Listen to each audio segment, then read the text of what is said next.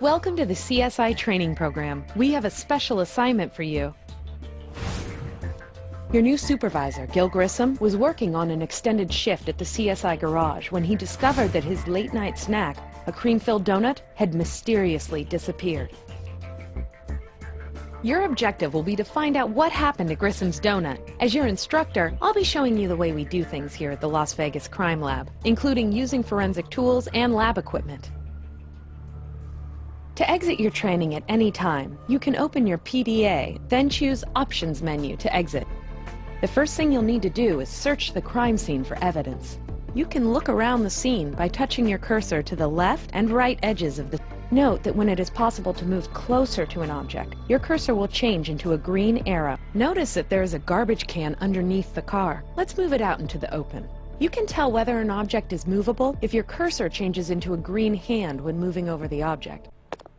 There may be something inside the garbage can. Let's get a closer look. When viewing an item up close, you can inspect the object from different angles by touching the top, bottom, left, and right edges of the screen with your cursor. To back out of any close-up view, click the right mouse button or left-click on the back button in the lower right corner of the screen. Now, let's learn to use the tools. Again, look inside the garbage can to view the paper. This is the CSI Crime Lab. Here you can analyze, compare, and process the evidence you collect. The lab includes the following workstations: an assembly table, a comparison microscope, a trace analysis computer, a DNA analysis workstation, and a chemical analyzer.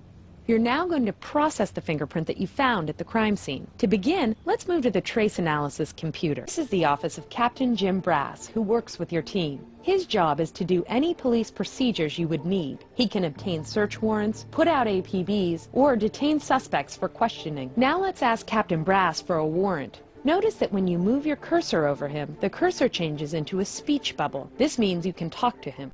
Well, there's no real need to get a judge involved if you're only looking for a missing donut. But since this is a tutorial, I'll have him brought into the interrogation room immediately. This is the interrogation room. When you are granted a warrant to bring a suspect in for questioning, Captain Brass will bring them directly to this room. Note that while a character is speaking, you can skip to the end of their current speech by pressing the space bar. You may now begin questioning Officer Robertson.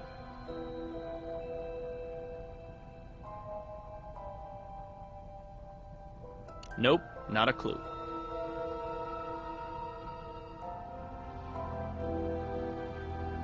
Well, sure, my prints are on the bag. I was the one who bought the donut. I left it in the car for him, like always. Never saw it again after that. Crumbs. Those must be something else.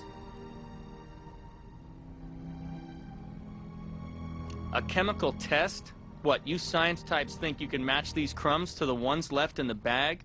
Well, look, Grissom Jr., there's no need to go that far. I admit, I ate it, okay?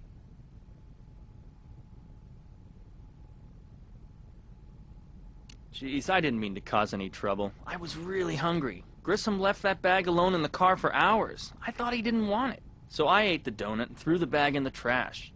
Look, I'll apologize and make it up to him. I promise. Just don't tell my wife. I'm supposed to be on a diet. Congratulations! This case is officially closed. And remember, if you ever find yourself stuck on a particular case, you can always talk to your CSI partner and ask for hints. Your training is now complete. To exit, select Options menu from your PDA. Good luck on your next assignment.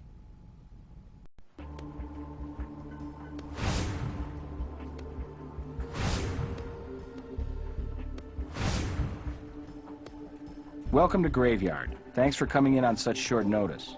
Have you met Nick Stokes? Hey, night shift's been wild all week. We could use another live body. Nick's one of our finest CSIs. I think you'll work well together. No time for a tour of the lab, though. There's a fresh crime scene waiting for you. Let's use the mobile analysis unit. Fine. Just be sure to fill it up afterwards. If you leave now, you should arrive at daybreak. Good luck out there. Thanks. Okay, partner. Ready when you are.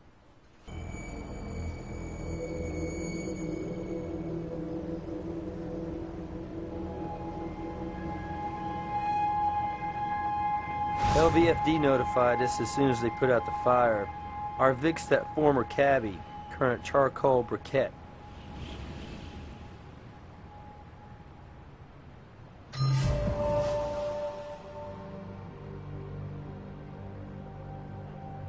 I've sealed the car doors to preserve evidence till we get it back to the garage. Oh, looks like somebody snagged their clothes on this fence. Possibly the perp. Smells like gasoline, but my nose is not a lab. We'll make sure. Look at that critter. That'll put a smile on Grissom's face. See if you can catch it, without harming it, of course.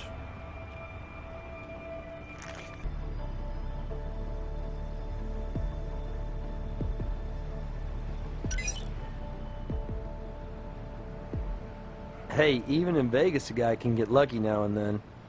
Our prints belong to this Edsel character. Not much of a record. Petty larceny, vagrancy. Psych profile indicates antisocial tendencies. Probably starting with his parents for naming him after a car.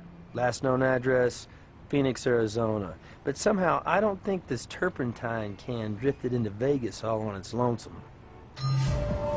Okay, that's a wrap for the mobile lab. Tow truck's been called for the cab. Should arrive in a while. Meanwhile, let's take this buggy back to CSI.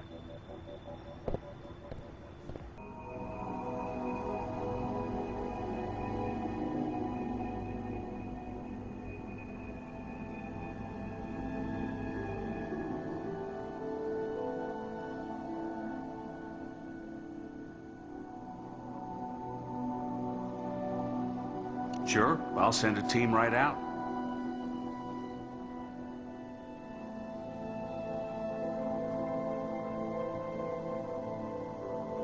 No, though if he'd lived a while, they'd likely have finished the job.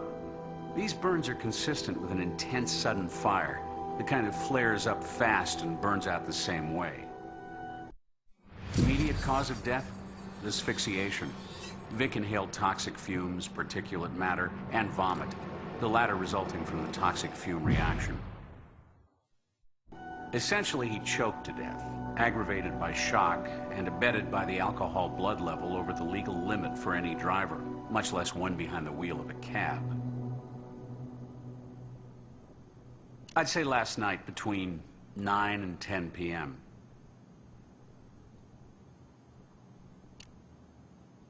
Can't notify the parents. They died 5 years ago, driving drunk. Late brother, cirrhosis of the liver. Lovely when a family has a shared interest. I have fingerprints for you, and DNA, of course. Running those fingerprints may strike gold, or anyway, DUIs.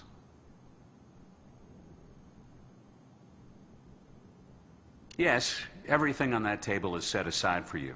I've no need for it here. I have an unusual autopsy finding for you. The victim was a racist. These tattoos are all white supremacist symbols.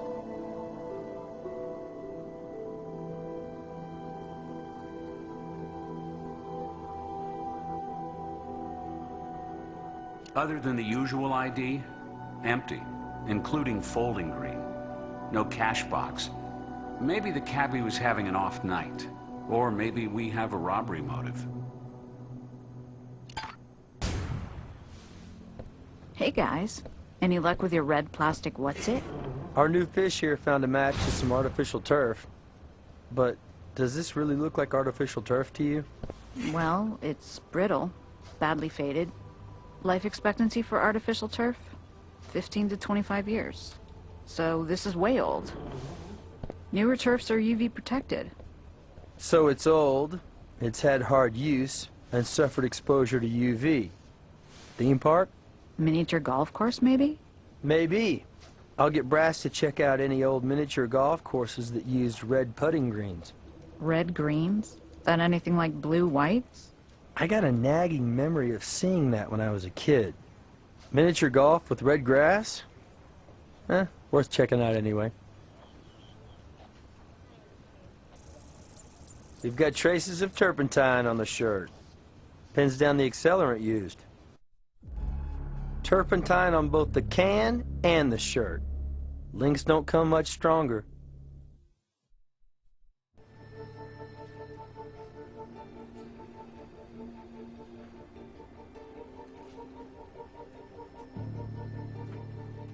Hey, what's up?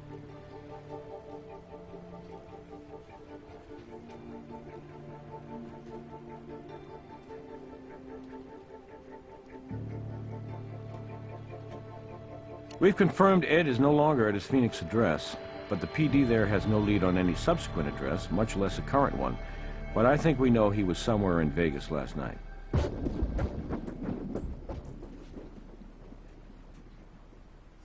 Still working on that. Shouldn't be much longer, though.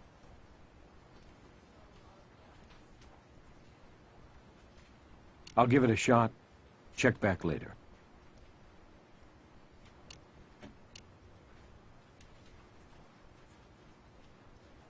With fingerprints at the crime scene and his record? Yes, indeed. I'll see your warrant and raise it an APB.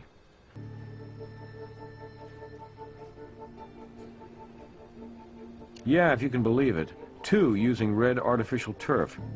One's been abandoned for a good long while.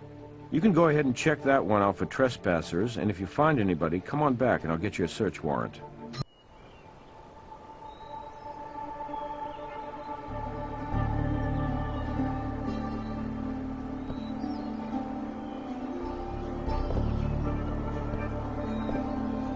What do you know? This is the first time I got the windmill hole-in-one.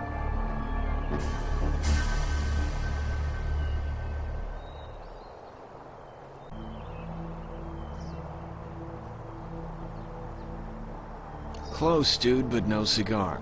They call me Ed Freeborn, as in born free, like the old song, free as the wind. Not trespassing, passing through. Yo, since when is Vegas a police state? Gendarmes in this town ought to know all about citizens having a bum run of luck. Bum is right.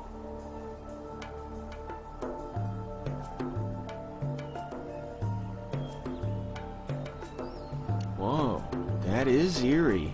But then they say everybody's got a doppelganger. Well, let's go downtown for a little talk.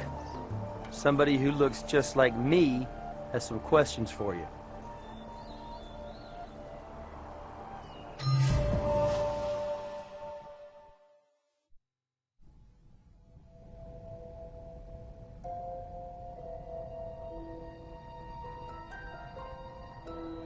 I already told you, my brothers. The correct designation is Freeborn. Ed Freeborn. Yeah, right. Like the old song. I wonder what song your fingerprints will sing if we check them. Now that is cold. Stone cold. This is supposed to be a town that understands second chances. I'm just one more dude trying to start over. Finish my parole clean. Check it out, you don't believe me.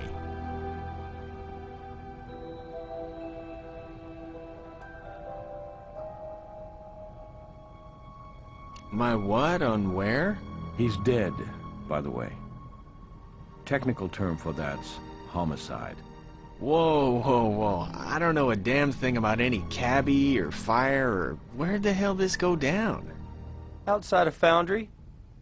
Big metal sculptures are stored there. Oh, yeah, sure, I've been there. See, I've been helping these crazy artsy-fartsy gals put up flyers for some whacked-out project of theirs. I've been helping them on this art deal, helping build it. So yeah, we used our share of turpentine on the thing. Probably got that crap all over me. These gals are, well, they're not just into art, they're into each other, comprendo? They've been putting this installation together. They call it a fire temple. They've been planning on being part of this big old wild festival out in the desert next month. So that terp can, it might have come from their pad. Deborah, she's Ms. High and Mighty Tribal Leader, self-appointed. And Liz bills herself as Bridget, the Fire Goddess. She's got a real Pyro Jones, Liz does. Maybe she knows how your cabbie got burned.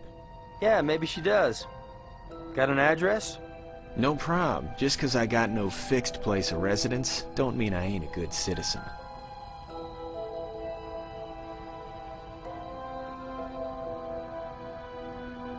At the Windmill Suite, the miniature golf park.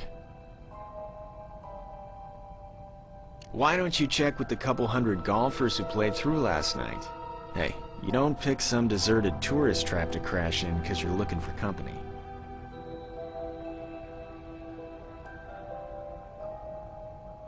I'm not into brand names, and anyway, I'm more of a boot kind of dude. Isn't that enough questions for now? Kinda like to get back to the old windmill suite before someone else claims it. Sorry, Ed. You're not charged with anything right now.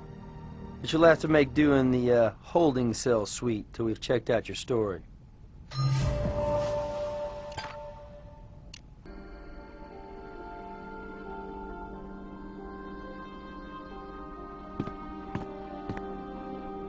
Look familiar? Picture her with her face circled on a scorched flyer.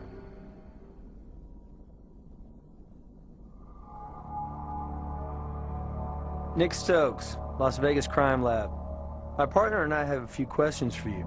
Well, sure. But could you tell me what this is about? The crime lab doesn't drop by every day. Isn't that a funny name? I'm sure I'd remember it if I'd heard it. And I don't and haven't. Oh, him. He's just this character who crashed with us a while. Why? What's he done? What's going on?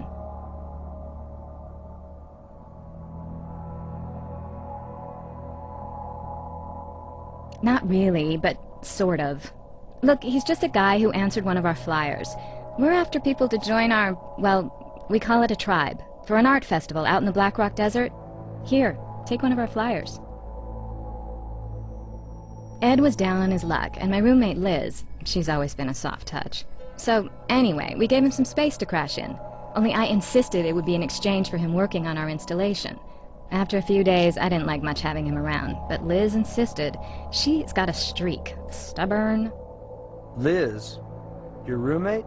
Yes, she's my, partner in the art project. But let me think. Since we tossed Ed out on his backside a couple days ago, well, we haven't seen hide nor hair of him. Or anyway, I haven't, which is no great loss. If you don't mind, we'll take you up on your offer to take one. I see him right over there. Do you, partner? Excuse us a moment.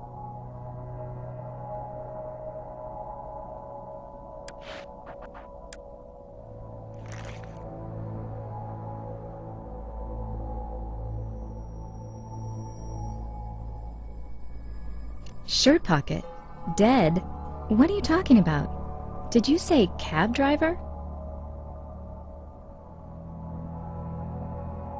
Oh, how horrible. But surely that doesn't have anything to do with me, with us. Liz and I, we put flyers everywhere, all over Vegas. An art tribe needs artists, and we plastered the place, so this cabbie, he could have got that flyer just about anywhere. Possibly, but on this particular flyer, your face is circled with the word, if you excuse me, bitch beside it. Does a cab driver named Bob ring a bell? It doesn't ring anything. So he scribbled something nasty next to a woman's picture, so what? Do I have to tell you there's an army of weirdos out there? Misogynistic a-holes? Look, I have work to do. Art to create, actually. Are we done?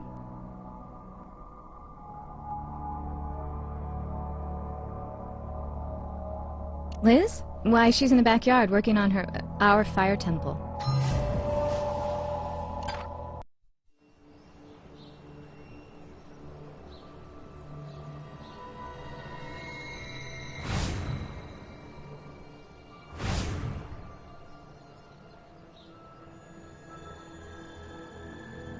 Crime scene? Are you kidding?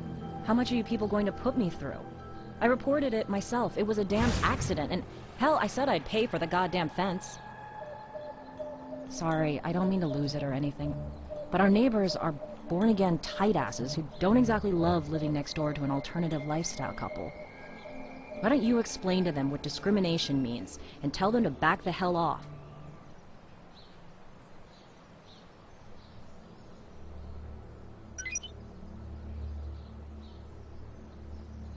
Nice eyes.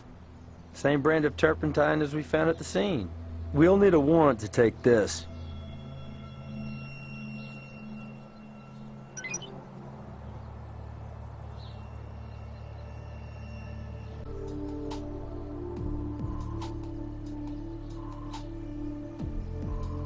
Oh, sorry. I thought the fire. Anyway, yes, this is our fire temple. We were planning to take it out to the festival.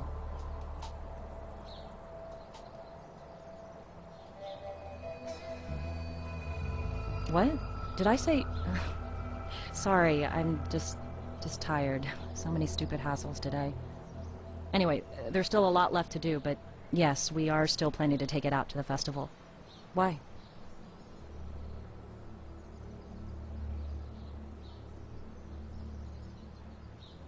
Ed? Sure I know Ed, but I didn't know his name was...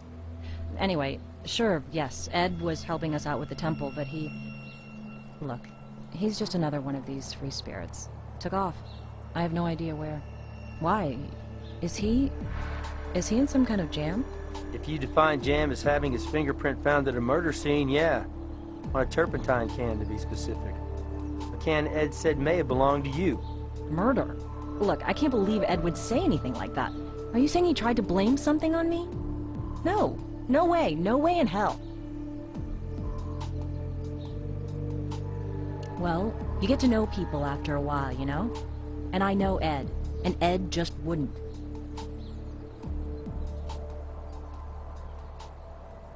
Well, what do you think? I'm an artist. Look at how much painting I have to do. You're a detective. See if you can deduce if I'd have a use for turpentine.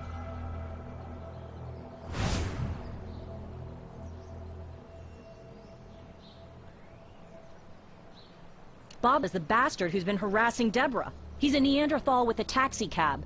Why are you asking me about that lowlife? That lowlife is the victim someone burned to death in a cab using the accelerant turpentine. His remains were discovered in the foundry yard in the commercial district, not far from here. That's sick.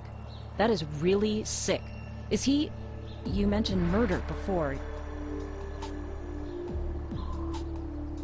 Oh. God. I can't say I'm sorry he's gone, but I wouldn't wish a death like that on anybody.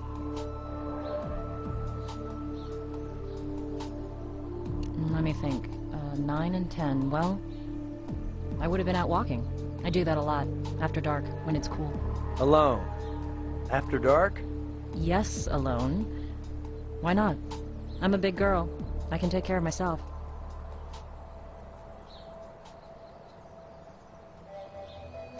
Maybe, I don't know. I didn't stop and chat with anybody or anything. Or see anybody else out walking. Sometimes I just like to be by myself. Like now, for instance. Are we through here? Not my cell. Must be yours. Hey, Sarah's in the garage. Wanted me to let you know she's got the cab ready. Brass out. Okay, partner. You heard the man. I'll follow your lead. You been to the garage yet?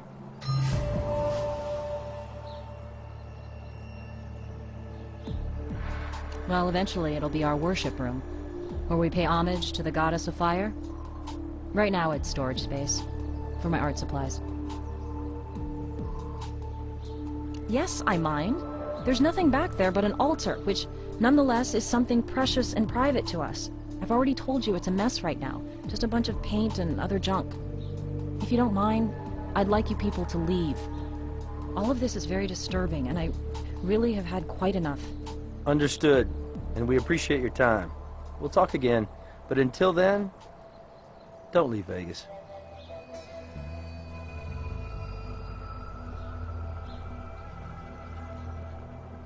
I said before, Ed's been helping us out with our fire temple.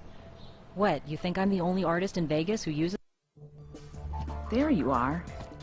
I've already pulled out the front seat. The rest is all yours.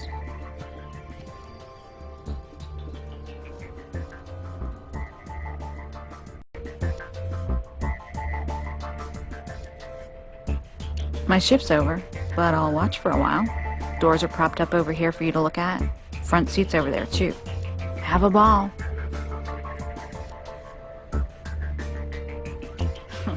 I'm not lifting a finger. Too much fun watching you. That's a gay bar over on East Sahara. A trendy one. Or so I hear. Ah, GPS device. Should be able to download our cabbie's route directly from this. Good job, partner.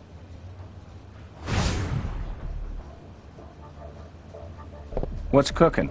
Hey, Gris. Cooking up a storm in here. Our partner just confirmed the match matches our current holding cell celebrity, Ed.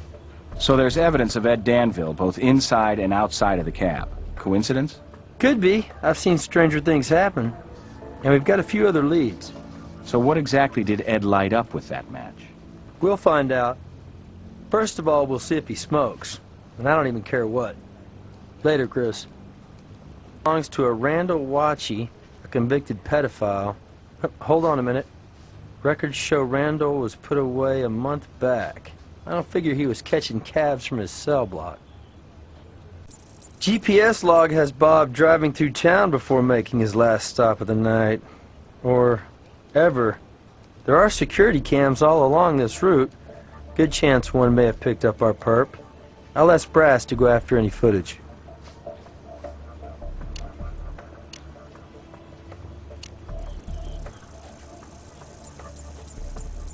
Now this is interesting. Looks like our cabbie deposited a check for $500, written to him by Deborah. We need to find out how somebody harassing a party winds up getting payment from that party.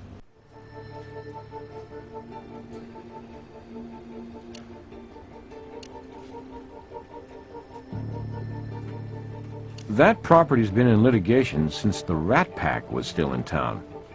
I'll see what I can do, but it may take some time.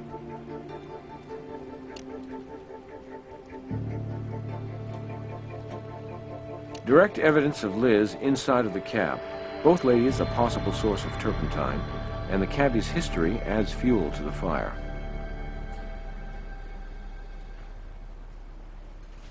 Not yet. Check back. He's on his way to Who and where? Slow down, my brother. Take a step back before you go blaming that on me. I took a cab a couple of days ago, Saturday, I think, but I didn't ask the guy his name. Maybe it's your guy, maybe it ain't. We found a used match with your print on it in the cab. So maybe it is the cabbie who got burned, but so what? I smoke him when I got him, but what's that mean in the great scheme?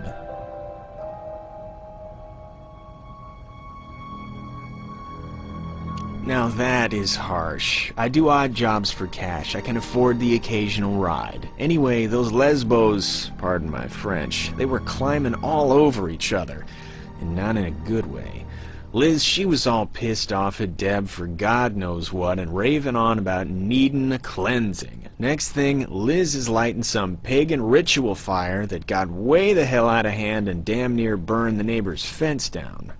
Anyway, I tried to help put the thing out, and for my trouble, got Liz climbing all over my ass, also not in a good way. She said, "Get out, get the hell out of here," all freaked out, and man, This cab was on the corner, and I just grabbed it and told the cabbie, stop at the nearest bar.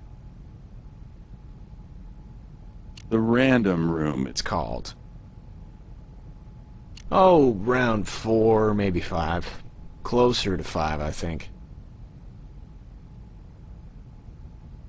When do you think? When Miss Pyromaniac 1999's fire got out of control. That broad is brutal, man. She is out there. I can spare a few for the cause. Hey, like I said, you don't have to have a 9-to-5 to be a good citizen. But if you find burn patches, remember, I was playing Citizens Fire Brigade for that hot Les. No, that's everything. So, when do I check out of that holding cell and get back to my windmill, my brother? We'll get back to you. This puts Ed at the crime scene. Of course, he already told us he was there distributing flyers. How did you guys find out about that? Liz, I suppose. Listen, you want to know something about me? Ask me.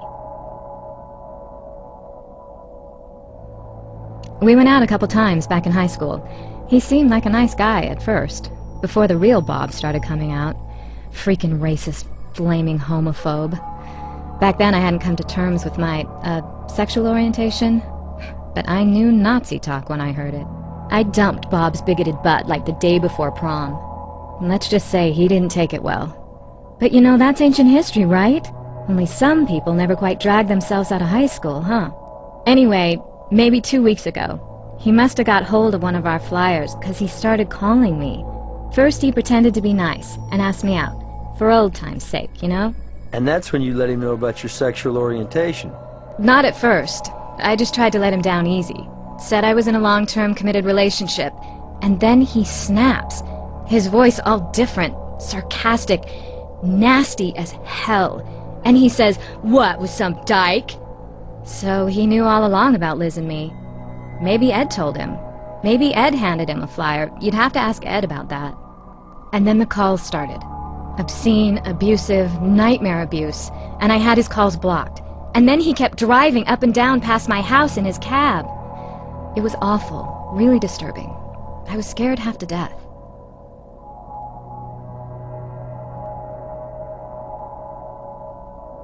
You bet your ass I did. Not that it did any good. I guess you people don't think it's harassment when somebody like me gets hassled. Actually, we do. Of course, you don't need our help now. He won't be hassling you again, will he? So that's what I get for being honest with you people? So that's what you do with a victim like me? You make me out a suspect. Well, maybe I'm not shedding any tears for Bob, but I had nothing to do with what happened to him.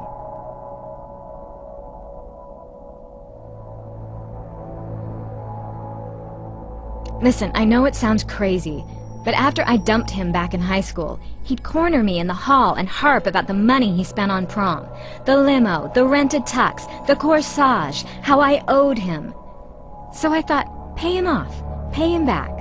So I go out to that cab and say, how much to get you the hell out of my life? He says, not for $1 million, baby. I say, I'll give you $500 to just go away. And he says, done. And I did. And then he kept coming around anyway.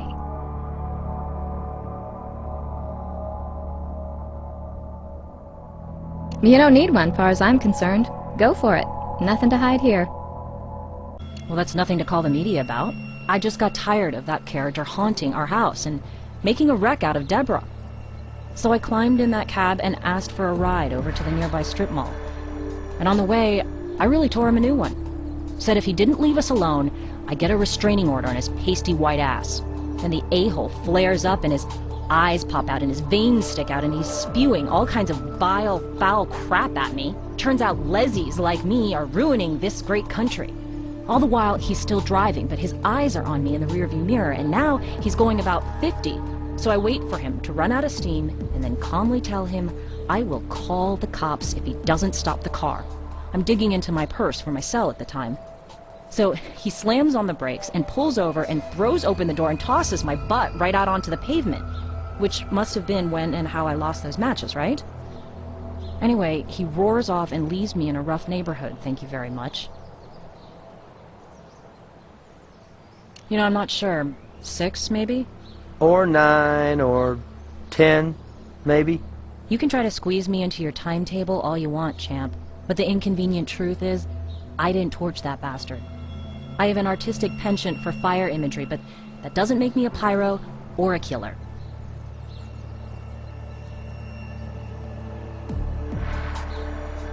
Man, can't get used to that high-class handle for freeborn. But, anyway, yes, sure. Ed was around all during the time Bob was making an ass of himself around us. And he also mentioned a cab driver he handed a flyer to lost it when he saw Deborah's picture. Later, Ed confirmed our stalker was the same guy. Oh. Well, it's not like I marked it on the calendar. About 2 weeks ago? No, he didn't like the guy's nonsense any better than we did. Loudmouth bully and bigot. Ed sort of laid back, but for him, he was pissed all right. Based on what? Let me see that thing. Ah, hell with it. Just get it done so I can get back to it.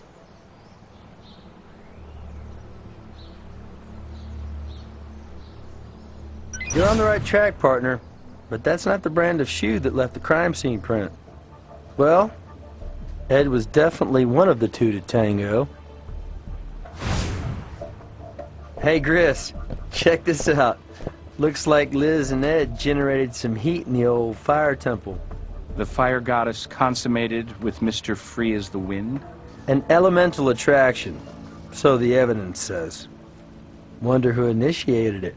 Well, wouldn't you say that air stokes fire, Nick? Yeah, I get it. Let's go, partner. Why, yes, that's mine. I misplaced it some time ago. Where on earth did you find that? I didn't put it there. Liz might have borrowed it. She works later hours on the project than I do. I've known her to keep warm in that poncho, come to think of it. Last time you remember seeing the poncho? Really, I don't know. I don't wear it much anymore. In this climate, it was a little heavy. But just guessing, a month ago, maybe.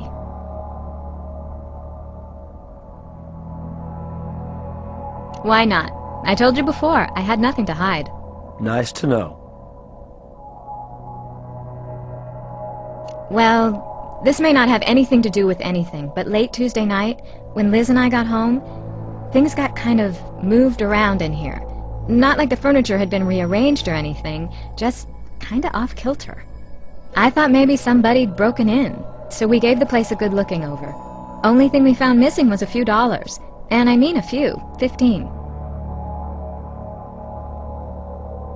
Liz would kill me if she heard me say, but I think it was our friendly free spirit helper, Ed. These synthetic fibers were exposed to enough heat to melt the ends, but only for a very short exposure. A flash fire. We know the ladies play with fire, so this could have happened under normal circumstances. But our video evidence argues otherwise. How many people have this same poncho design?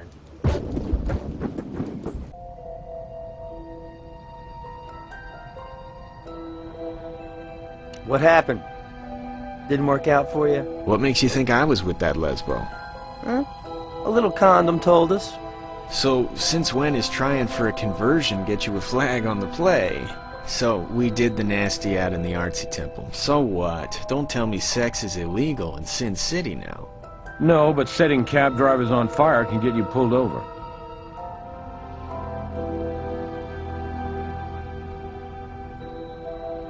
Maybe Liz solicited your help to protect Deborah from a known gay basher. Hey, Deborah's a major pain in the ass bone, you dig? So an old flame of hers gives her some grief. Why should I give a crap? So an old flame of hers goes up in smoke. That, too, I could give a damn about. And you can stir in Liz the Les. More trouble than she's worth. Or otherwise, why would I be sleeping in the windmill suite? Because Deborah caught you bumping uglies with her one and only? Just a guess.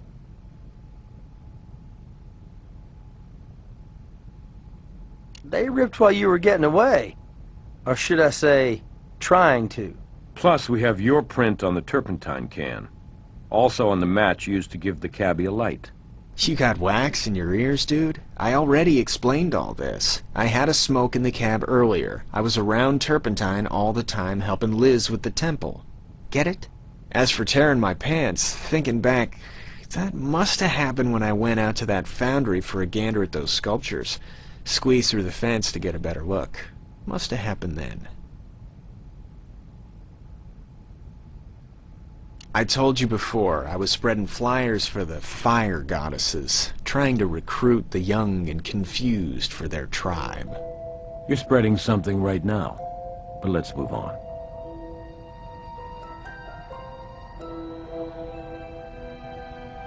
Could be you're looking at the only innocent party in this fire fest. Talk to those crazy bitches who threw me out. One obsessed with purifying by fire, the other the object of your dead cabbie's infections.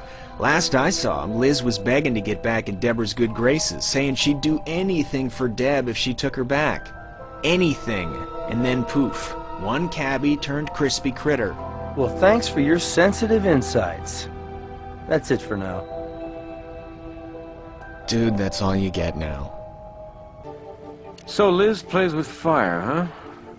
Bring her in and apply a little heat. Let her feel the burn. You have a record of fire-related misdemeanors, and are currently building something called a fire temple, plus your fingerprint and turpentine were found at the scene of a murder by immolation. Combustible stuff, Liz.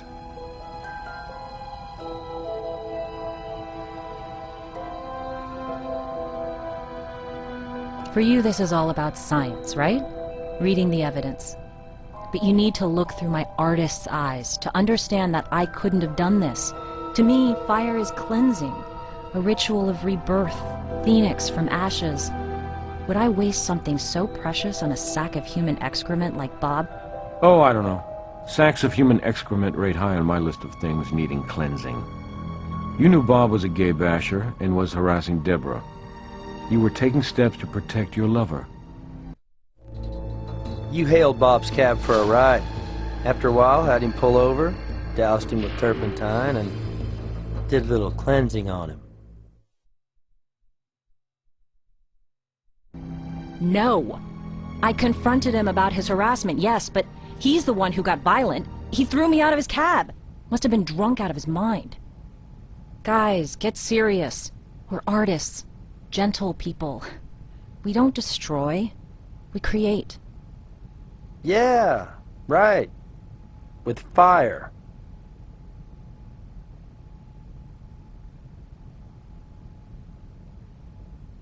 Didn't I say 6? No, wait. We drove for a while. Maybe closer to 6:30? So when did things first, heat up between you and Ed, Liz? Well, that's just nonsense. You know my orientation. DNA doesn't lie, Liz. We found a used condom, used by Ed and you. Fire temple gate swing both ways? I think you talked your new lover into helping you do more than just create art. Who knows?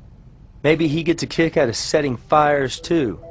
Anyway, you brought the turpentine and the matches, and Ed doused Bob with the turpentine and lit the fire. And you're supposed to be a scientist? You're adding 2 and 2 and getting 48. Okay, so Ed and I got hot and heavy one night. Too many stars and too much wine, and Deborah caught us at it. And she didn't know that I was bi, and she just went off the deep end. I've been struggling to put the pieces back together ever since, which is why I kicked Mr. Freeborn out on his neo-hippie ass, okay? Ed's a user, a manipulative jerk who preaches freedom and then does everything he can to control you. I'm onto him now, but even when I wasn't, I wouldn't commit murder. My God, I'm an artist, not an arsonist. I've said all I'm going to say for now.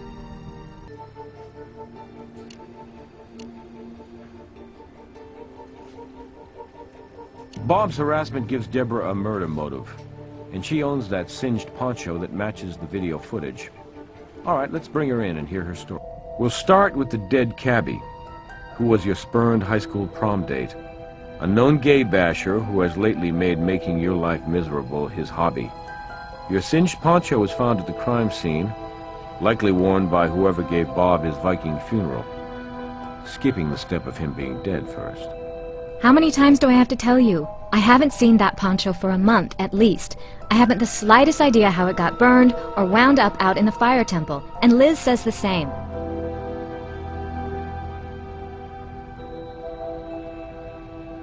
Well, we had another fight.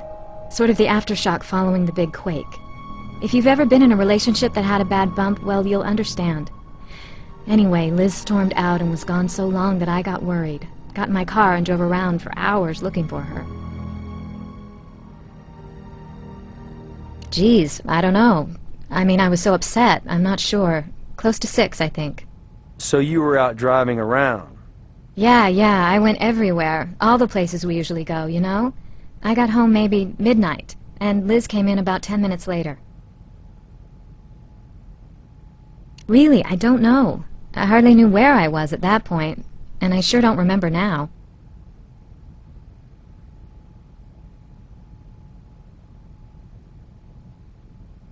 You already know our high school history. Add that to him being a bigot, full of hate, who came out of a hideous, dysfunctional family. What it comes down to, he couldn't handle me choosing a woman over him. So finally, enough was enough. The phone call harassment, the cab constantly driving by, a stalker on wheels. You flagged him down, you got in the cab, you said you wanted to talk, only you were burning mad, enough to burn him out of your life. Permanently. All that turpentine around your place? Plus you know your way around fires, thanks to Liz. Bob wouldn't cooperate, so you lit a fire under him, literally. I did not. He was a beast, a monster. But taking a life is not my way. It's not who I am. It's against everything I believe, foreign to every fiber of my being.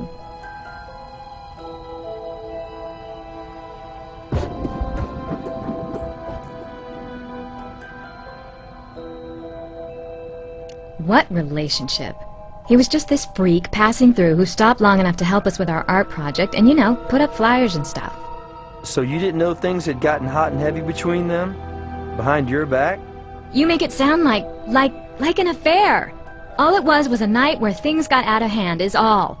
Liz and that freak got together one time. One time. He got her drunk and laid a smooth line on her and anyway, that happened Saturday night. And I saw them together. And Liz and me, we had this big knockdown drag-out. Not physical, just verbal, but a big fight, okay? And she promised me it was just this one time. It would never, ever happen again. She went and set this bonfire to show the fling was flung and she would cleanse herself and our space of the creep. And, like I said, she was kind of drunk. Fire about got out of control. Anyway, Ed crawls out of his hole somewhere and tries to pitch in. With stopping the fire, Liz starts screaming at him and he books it. Never came back. She was crying and I was crying. Not that any of this is any of your business. Well, we got the fire out at least. Neighbor's fence a little worse for the wear.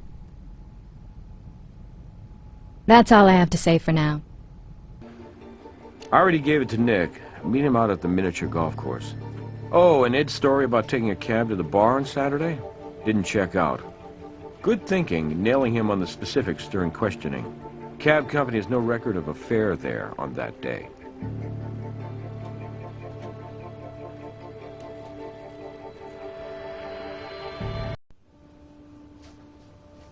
Hey, I understand you came through with flying colors on that last case. Can't guarantee you anything so flashy, but we do have a victim. Assault and battery, en route to the hospital.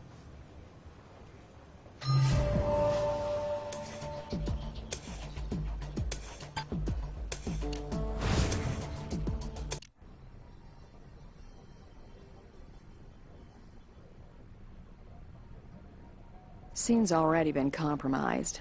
Paramedics all over the place, but they had their job to do and we have ours. First officer says the building manager lists the tenants as an unmarried cohabitating couple, Shane and Connie. Reports no eyewitness, but neighbors heard loud arguing and then a scream, and maybe a gunshot. Things got rough. It's a lot of blood for the victim living through the attack. We need to check this sheet for trace evidence. Fibers from the perp's clothing. Lots of transfer during an attack.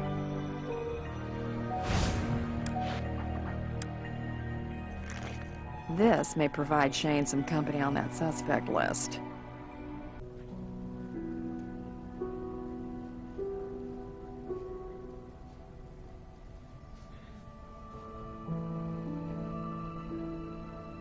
Nurse says our Vic is in critical condition, but likely will stabilize. Rape kit was run, and no sexual activity is indicated. Not tonight, anyway. Seems Connie is pregnant.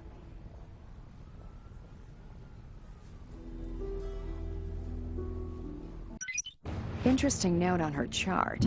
2 years ago, she was a bone marrow donor for a young child in Spain. HLA tissue matches are rare among Caucasians. The world needs more good donors.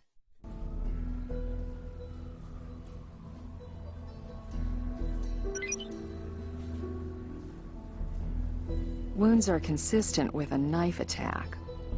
More than a few landed right to the chest. We don't have permission for this. Yet. This area is set aside for high rollers, not really designed to be CSI friendly. And casinos are very fussy about allowing searches without a warrant, so for now, it's meet and greet time with our top suspect. Excuse me, are you Shane? That's right. Aren't you Catherine Willows with the crime lab? That's right. My partner and I need a few moments of your time.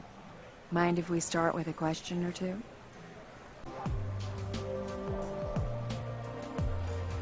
Well, it's serious.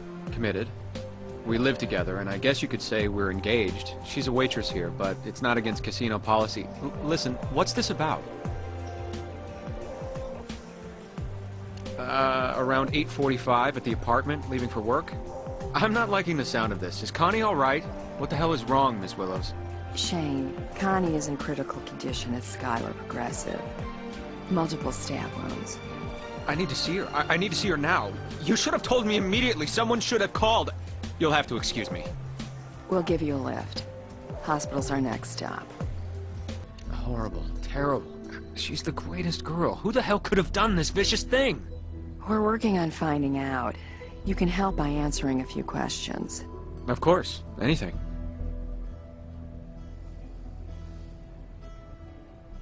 Yes. Like I said, I left for the casino around 8:45 p.m. and before that I was home. Sleep most of the day. Well, you know all about working night shift. Did we? Well, yes, I suppose we did. Connie's been after me since we first moved in together to, well, tie the knot. Not exactly hard in this town, right? But I want us to be set financially before we do. Have enough for our own home and a real marriage. Of course I was. And that's another bone of contention. Here she is, preggers, and I'm saying, wait till we're ready. But you gotta understand, I work around wealth, constantly surrounded by it, and then come home to a ratty little apartment. I deserve better. Connie deserves better. We deserve better. It must be some random thing. Some druggie who broke in looking for money, because Connie is a sweetheart. Making friends comes easy to her. That's why she's so good at her job. Eve? No, that doesn't ring a bell. I know all of her girlfriends, I think, and there's no Eve. Of course, she meets tons of people at work, so... Gun? Hell no, that's not our style. Not mine, and certainly not Connie's. Bullet in the wall? My God, what happened in our place, anyway? If there was a bullet hole in a wall in there, I never saw it. Was it painted over or something from some other tenant? Probably Sarah again. Hey, remember that Eve on the cell phone? Well, this Eve's no girl. Shorthand for Everett. As in Everett Brower, the Texas Energy King? As in multi-millionaire Everett Brower? And guess who's one of the high rollers in town? Sidle out. So, Sarah says it's Everett Brower, huh? I remember him. Got big play in the media when he married a foxy young thing who could have been his granddaughter, but wasn't. We can head over whenever you're ready.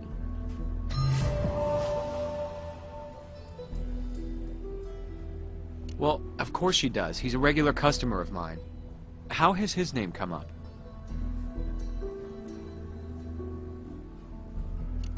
I can't think. It strikes me as odd. He's always been fond of Connie and somewhat, well, flirtatious. Harmless, really, but he finally stopped paying so much attention to her.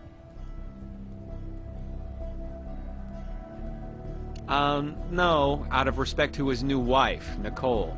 She didn't appreciate her husband paying attention to an attractive waitress, and who can blame her?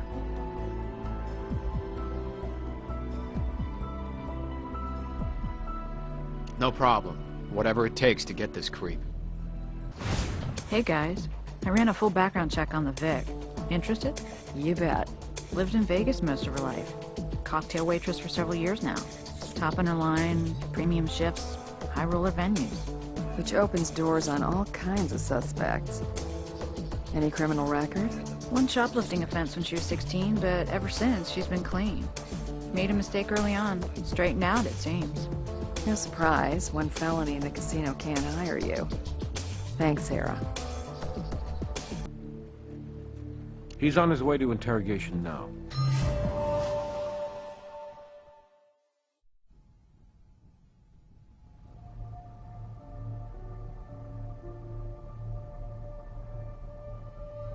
Nothing to tell. I told you all of it. Same as always. Pressure on me to marry her, make an honest woman of her. I keep telling her, when I carry her across the threshold, it'll be a real one, not some cheap apartment. Sure I am. My God, don't you people get it? I want to find this sick bastard more than you do. Trail of... Oh my God. I can see how bad this looks, but honest. Hell, it really did slip my mind. I was storming out of there, all pissed off, and must have scraped my damn elbow on something. Didn't notice it was bleeding till I was out in the car. You're right. It does look bad.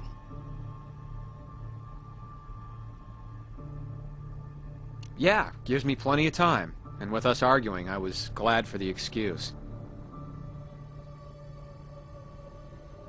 Casino manager says you showed up 20 minutes late for your shift.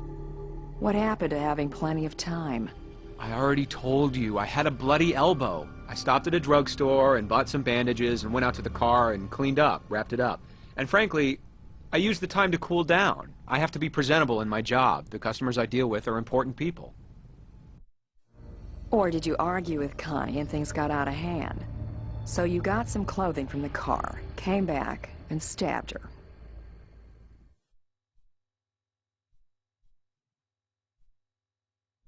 Then it took a while to get cleaned up afterwards. So you were late for your shift.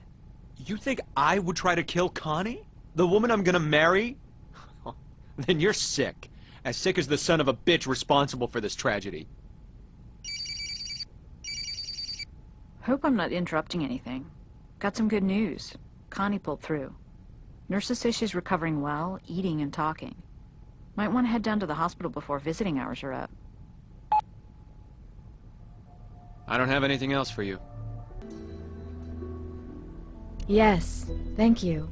I feel a little out of it. I'll try.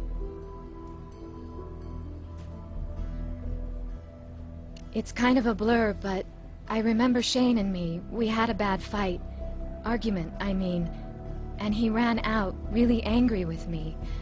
I started crying and must have flopped on the bed, fell asleep. Next thing I know, somebody in black is hovering over me like I'm having a nightmare. Only I'm awake. And he has a knife, and it's slashing and cutting, and it hurts. But I fight back, and then he runs out. Not really. Covered head to toe in a black stocking mask and sweatshirt, I guess. And pants. But it must have been Everett.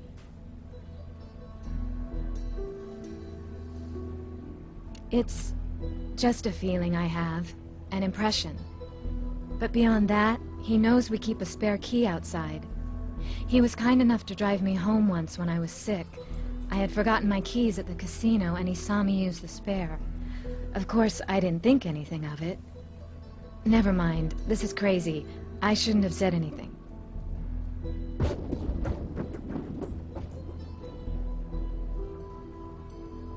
Neighbors heard a gunshot, which we've confirmed by a bullet lodged in the wall of your apartment. We didn't find a gun, though. Do you have one? Actually, yes. Shane doesn't know about it. He doesn't approve of firearms. But sometimes I'm alone in that apartment, hours at a time, and you can see needing protection is no joke. Anyway, I went for the gun in my nightstand drawer after I pushed the attacker away. I fired at the figure. Don't know if I got him or not. I don't have a license for it, and Shane's against them, like I said. I was panicked and calling for an ambulance, so much going on. I'm not sure. I think I stuck it behind the nightstand. We need to compare it against blood found at the scene. By all means. By all means.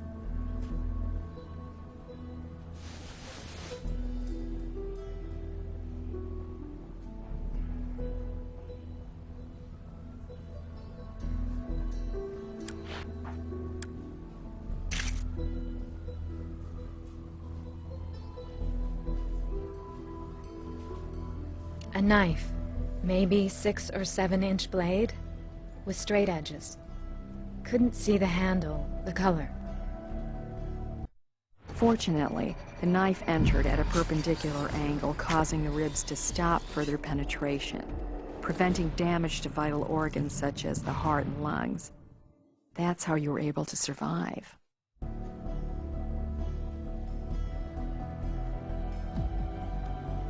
We're looking for potential trace evidence from your assailant. Blood, fibers, anything. Please. Nothing. Sorry, everything is a little fuzzy. So much happening. You've been a big help. We'll check back. In the meantime, if you think of anything else, such as why you think Everett may have been the attacker, please send for us. That's the CVS test I got back the other day. It's a boy. Pardon me for asking. That's a risky, expensive procedure. Well, casino benefits include full medical. I just hope the little guy hangs in there. I thank God he survived the attack. I don't have anything else for you. Sorry. Connie said the gun was in the bedroom behind the nightstand. Let's take a look.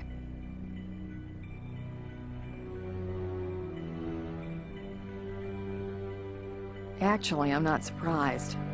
What would have surprised me is if we missed a gun on our initial processing pass.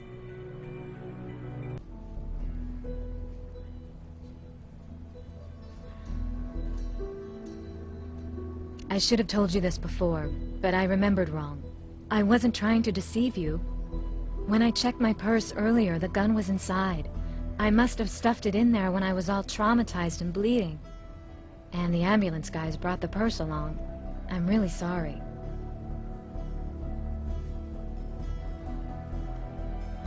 I do remember that clearly. After I was attacked, I managed to get off a shot as the guy was leaving. I couldn't see if I hit him or not. Then the attacker was gone and I just couldn't...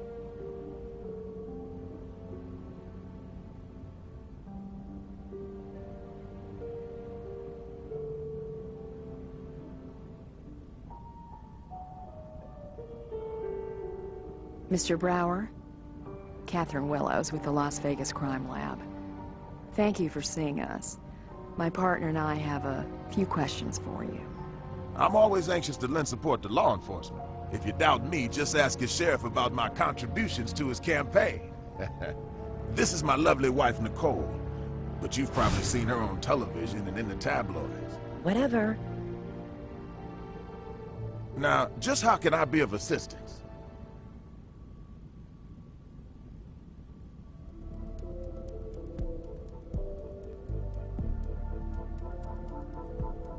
Certainly I know her. Her significant other, Shane, is our host here at the casino, and Connie works as a waitress. Very efficient, pleasant girl.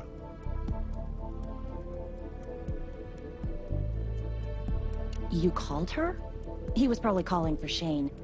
My loving husband knows that if he went around ringing up sluts like Connie Roth, I'd suffocate him in his sleep. Darling, please. She's a jealous little thing. You'll have to forgive her. Lucky for you, Nicole, that Connie wasn't suffocated last night. But she was stabbed. Stabbed? Listen, that was BS before. I don't love the woman, but I would never stoop to violence.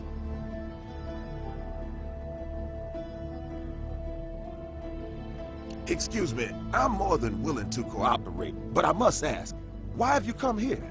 Do you consider me a suspect? Because if that's the case, I really would prefer legal representation to be present. These are routine questions.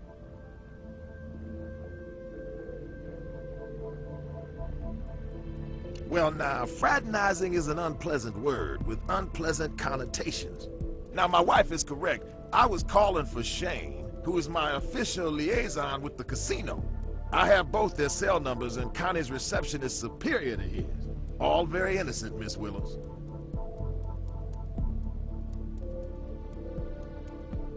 Nothing earth-shaking.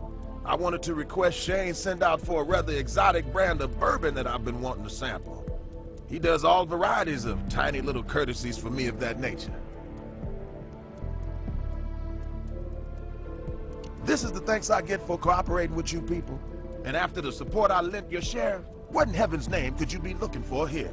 I'm sure the sheriff is grateful for your good citizenship, Everett. We're looking for fibers, weapons, blood, and a sample of your DNA. This is outrageous. I really should contact my attorney. But goddammit, let's get on with it.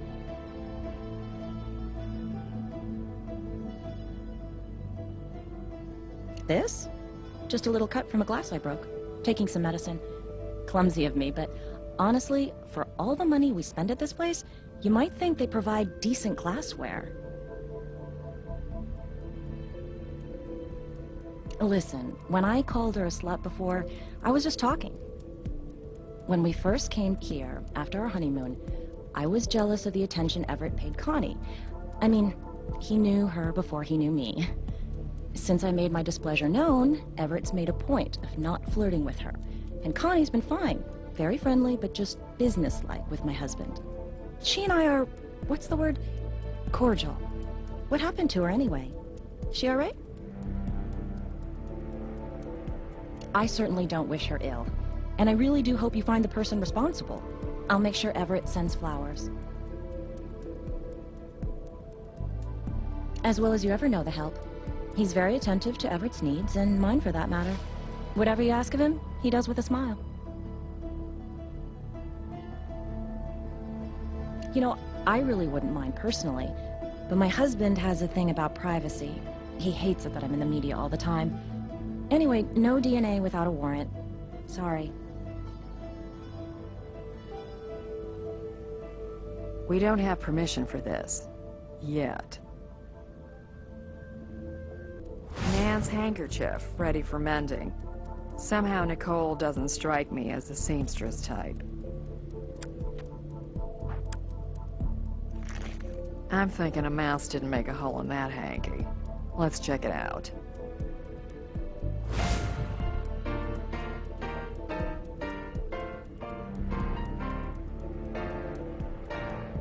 Nice work. Black wool overcoat.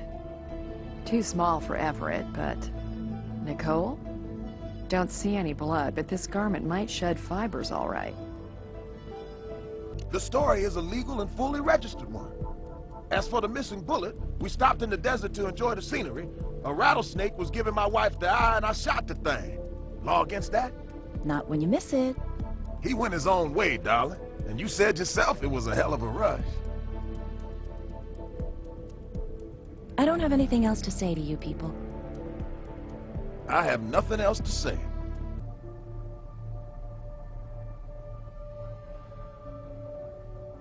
Really? Now that's impossible. Oh, that's right. That cold snap last week? I loaned Connie that coat, and she gave it back to me the next day. Maybe you took it back by force. That's right. She didn't return my jacket, and I tracked her down and killed her over it. Why do you waste your time, and worse, mine, on such stupidity? I don't even know where she lived. Good friends, are you? I told you we were cordial. She'd done favors for me. And my husband, of course. Surely you remember how cold it was last week. Wednesday, wasn't it? She was underdressed, and I helped her out. No good deed goes unpunished.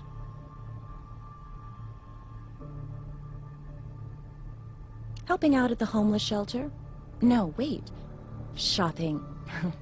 At the mall. Check it out if you don't believe me. Oh, I believe you were shopping. But we may check up on that date, in case you're confused. Hey, just got a call from the hospital. Terrible night for Connie. She lost her baby to miscarriage. She's in stable condition now, but it's obviously a tough loss. Might want to check up with her when you can. I don't have anything else to say to you people.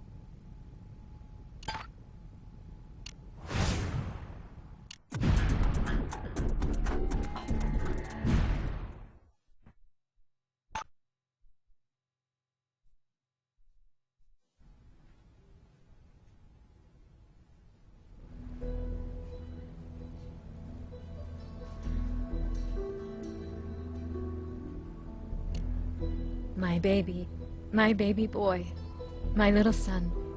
We've lost him.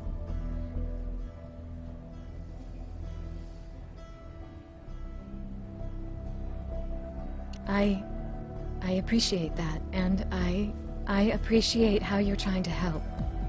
I only wish I'd defended myself better. That the bastard who killed my baby was dead instead.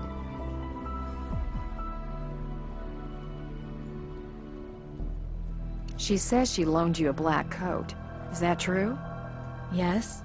Yes, it may have been tossed on the bed at some point. She was just pretending to be nice, you know.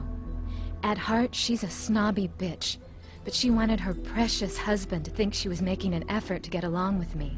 Has she ever been to your place? Are you kidding?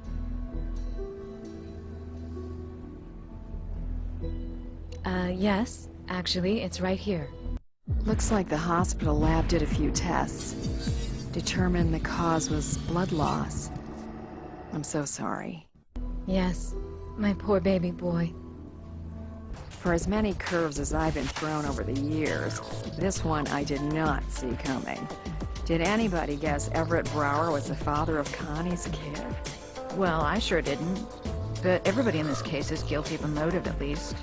If Everett was cheating on Nicole, he could have tried to kill Connie before his paternity and their relationship got out. And if Nicole found out her husband was cheating, and the new woman in his life had a bun in the oven, well... Either way, Shane's still smack in the middle. His girlfriend's pregnant with another man's child, and with Everett's money, think of the blackmail possibilities. Let's talk to the suspects again before reviewing the evidence.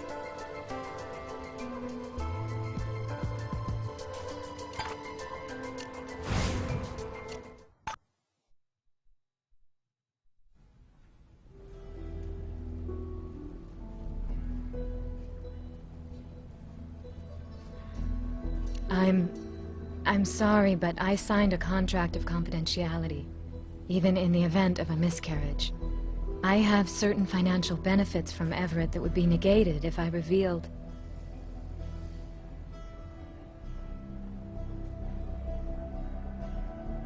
You need to understand that I would have told Shane. I would have told him much, much later on, in the final weeks. Told him I was doing it for him. So, you were having another man's baby for Shane. Shane is the one obsessed with money, not me. We've been together forever, and yet he still won't take the leap, as they say.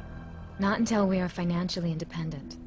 Well, I found a way to get us $1 million, and we would have a long, happy life together with our own healthy babies.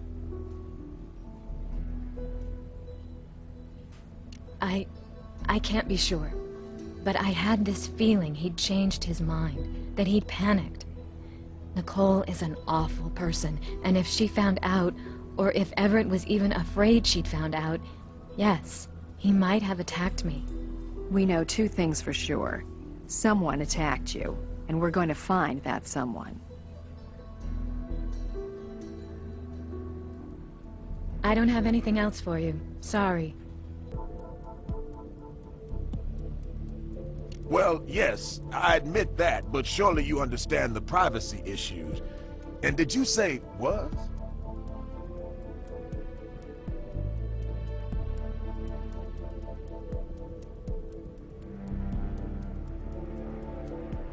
Oh, no.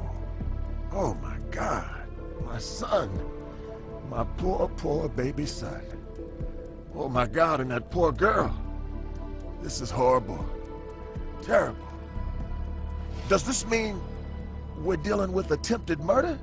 I'm afraid not. At least not according to the law. The unborn child would need to be at least 20 weeks in gestation, or 400 grams weight to add another felony count, and your son was under on both.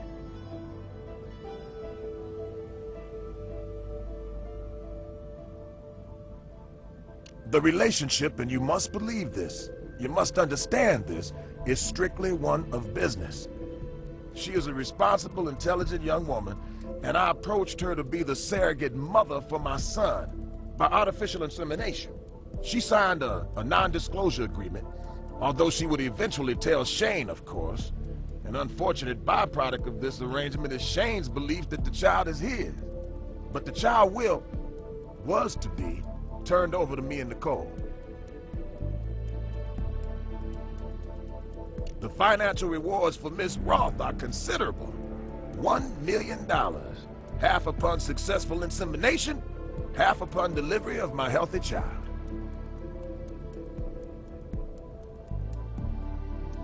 This is a very delicate aspect of this matter, and I really beg your discretion, please. Nicole does not know. You see, she's pregnant herself with my daughter, and I intended to tell her much later. I was planning to take her away to Paris and explain the situation carefully, you know what I'm saying? And with great respect for her situation. I was confident that she would see the benefits of raising both kids.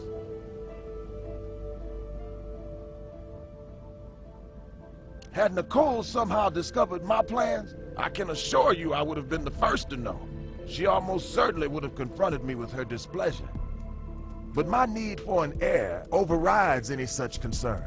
Well, our concern is finding the brutal attacker who did this. And your wife is still a suspect. As I say, she's an intelligent young woman. And I was aware that she and Shane had dreams of a better life. You see, I'm already living on borrowed time. I have a cancer that will kill me within the year. And I want, well, I need a son to carry forward my name and my legacy. Nicole indeed is pregnant with a girl. Now, I will love that child and provide for that child. But I'm old school. I'm afraid, for me, an heir is male. Not just my blood, but my name continuing on. Connie is a lovely young lady and was willing to help me make my dreams come true. A procedure called PGD, pre-implantation genetic diagnosis, I think it was used to help make certain that she would bear me a male child. It's an expensive procedure, but has a 95% success rate, and money was no object.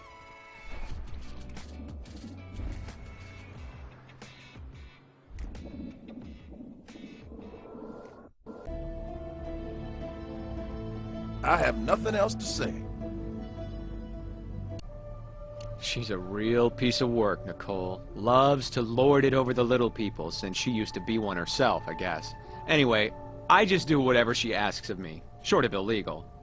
I either keep the customers satisfied, or I'm out on the street. A couple of difficult patrons complained about me. I call it unfair, but a host can be replaced. High rollers are at a premium.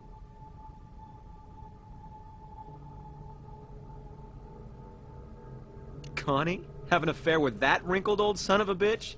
Are you people out of your minds? Mr. Brower and Connie both confirmed that the child was conceived through artificial insemination, and a procedure to assure the child would be male and provide Mr. Brower with an heir.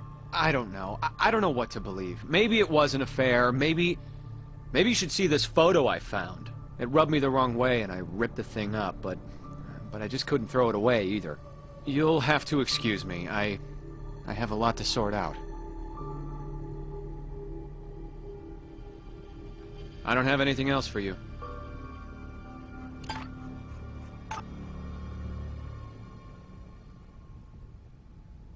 She's on her way to interrogation now.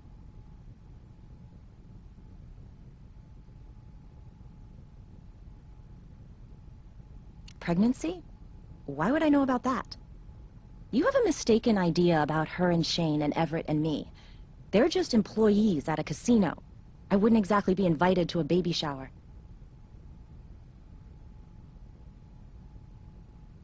I didn't hear that right. What are you saying? Everett and Connie? That doesn't even make any sense. That's not even a bad joke.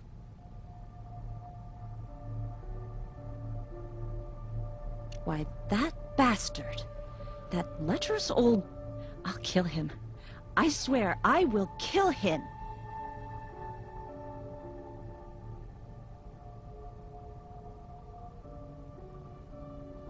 Well, his desperation to have a male heir has no boundaries, I'll give you that.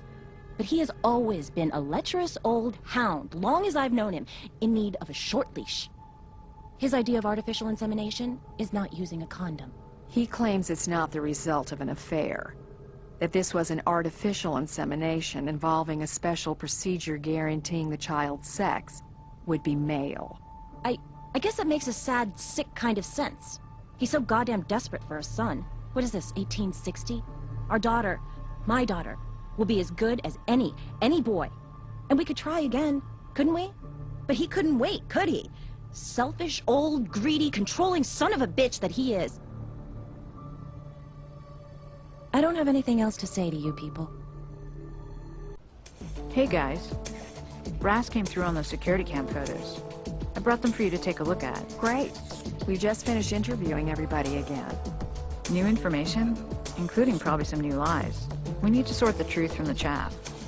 With Everett admitting to a formal agreement with Connie, we've got a potential paper trail. Let's start sniffing. Time on the tape shows Nicole getting back shortly after the attack. Carrying a shopping bag. I didn't see that bag in the search, did you? And look how she's holding it. Under her arm. That luxury suite is off limits for a cocktail waitress like Connie. And I'm wondering just how artificial that insemination really was. These are serious medications. Everett's story about his terminal condition appears to be true.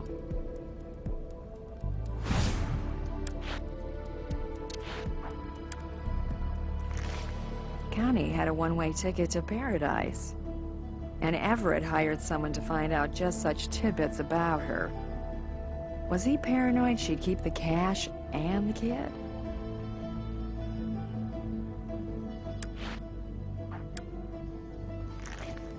Marriage contract. Standard prenup with a wealthy type like Everett. But this is unusual. Nicole agrees to do whatever it takes to bear him a son, including abort a female child. That's a nasty add-on to Dearly Beloved. I have nothing else to say. That sure puts $1 million baby. Big dough for a surrogate mom. She's already got half down. Maybe Connie decided she'd rather have $500,000 and her child than a whole mill and no kid. So Connie gets half of her $1 million mother load, and Everett hires a PI to keep an eye on his investment. Maybe old Everett was paranoid. Connie'd skip with the cash and the precious cargo in her tummy. I hardly think an explanation is called for. I mean, look at it. That's a picture of two people sharing a happy moment. Well, Miss Roth had just confirmed that she was indeed having a boy. There was a 5% chance otherwise, as I explained, but she had just received a check for $500,000. I think we both had a right to be smiling.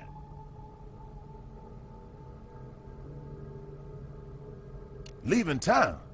Now you've lost me. You had just paid her $500,000, and now she was booking with your baby, not to mention money. You went from handing out mental cigars to rage at being double-crossed. Desperate, you grabbed a knife at the casino, rushed to her apartment, and tried to get rid of her and the evidence she was carrying inside her.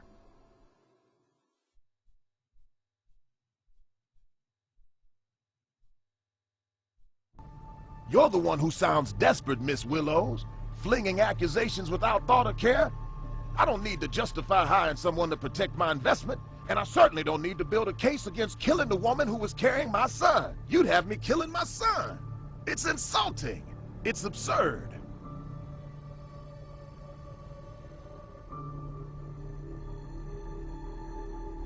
If she asked for more money, she'd have got it. It's that simple. But she's no blackmailer.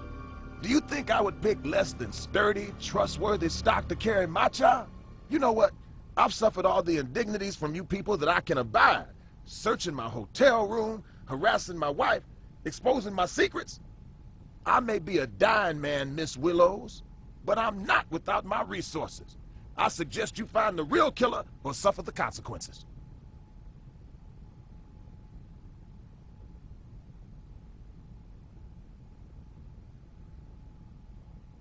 God, and now this nonsense? All right, Nicole dry cleans damn near everything. She's a cleanliness freak, obsessive about it. Even the night of that awful attack, she made dry cleaning a priority. I can give you the name of the service if you want another wrong tree to bark up. I'll track down the dry cleaner in question. Let's also check the luxury suite to see if it's been dropped off already. I have nothing else to say.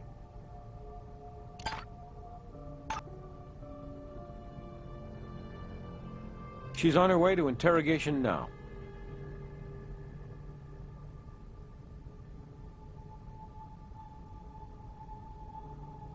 I told you already. I said I was out shopping. The lady at the shop will vouch for me. The outfit isn't dry cleaning. I never wear things unless they've been properly cleaned. I have delicate skin, as you can probably see. Maid service took the bag and receipt. I don't have anything else to say to you people.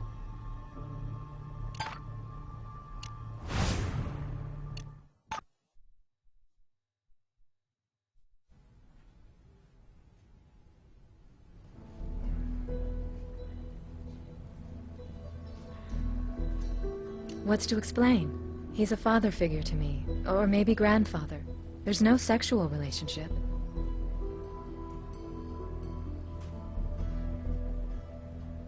We're friends who made a business arrangement, period. Sorry to disappoint.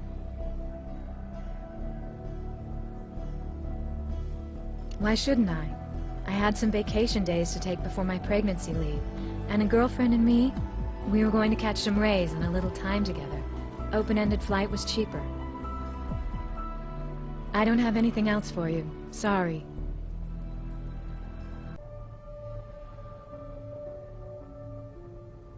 And why would I want to kill a non-entity like her? Because you thought she was having an affair with your husband, and she was pregnant with his child. Shane probably told you Connie was having a boy, and you knew how much that meant to your husband. I didn't care about Connie. She wasn't worth killing. It was the bastard that she was carrying. He was the threat. Understand? I knew Everett had been meeting with her, talking with her. You could tell they were sharing some secret. So I got in good with the security guys and asked them to watch for Everett and that bitch together. Get me some photos if possible. And they got me that juicy one. I guess I jumped to the wrong conclusion, but I was right that Everett was betraying me. What difference does it make whether he impregnated her or some needle? I was bearing his child, but our daughter wasn't good enough for him. He had to have a son, even if it was with some lowlife. I had to protect my little girl and myself. I found out where she lived, waited outside for Shane to leave for work, and got in using the spare key. I started in on Connie, on her baby. Stabbed 4 or 5 times, but the blade wouldn't go through, and she woke up screaming and clawing and fighting. I freaked out and ran off, but before I got out there, I heard a loud bang, a shot, and the faintest tug on my clothes.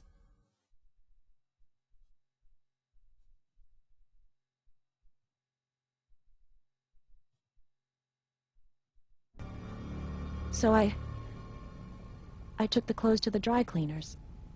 They were dirty. And Everett?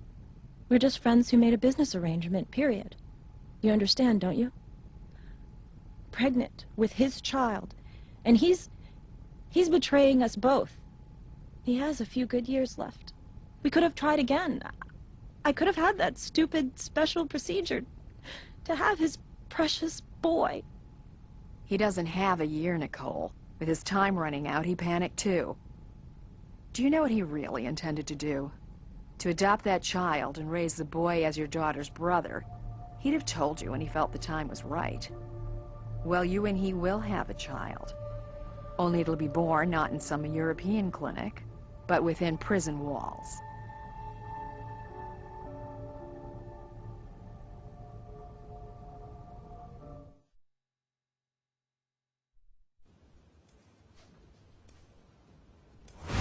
This isn't a case of rich and poor. It's a case of poor communication. Nicole had it all.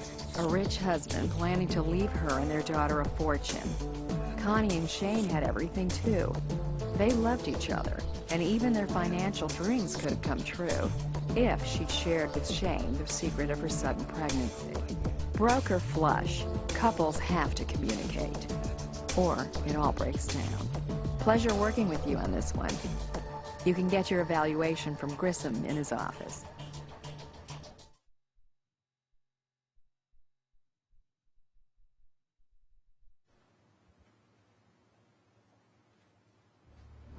All right, here's your evaluation.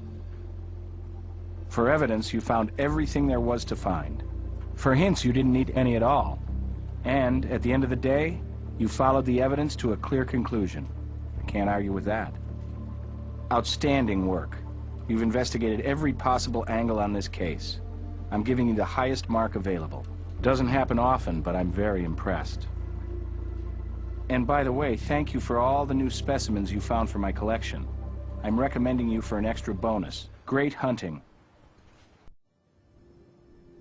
Bullet Train, 80s band, big hair and wild threads and a couple of hits. I guess we know the answer to whatever happened to... Okay, that's Boogie Feet Brown on lead guitar, Marty Party on bass, Stevie Olacek down off his drum kit. But this young singer must be a replacement.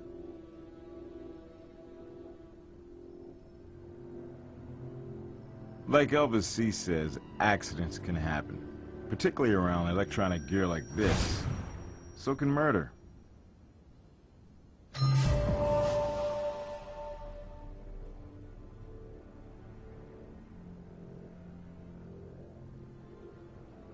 Huh? Me? Oh, I'm nobody. Just the sound tech. Todd Hinckley. Yeah, we were doing a sound check for our TV show when something malfunctioned. I mean, really malfunctioned. I hope it's nothing I did. I hope so too, Todd. Yeah, well, back at the soundboard, of course. The train, they were going into their big finale. The guys come in and share the mic with our lead singer, you know, for that last killer chord. Oh, sorry. Bad choice of words. You think? God, I think I'm gonna be sick. It was horrible, man. One minute they're rocking out, the next, frying.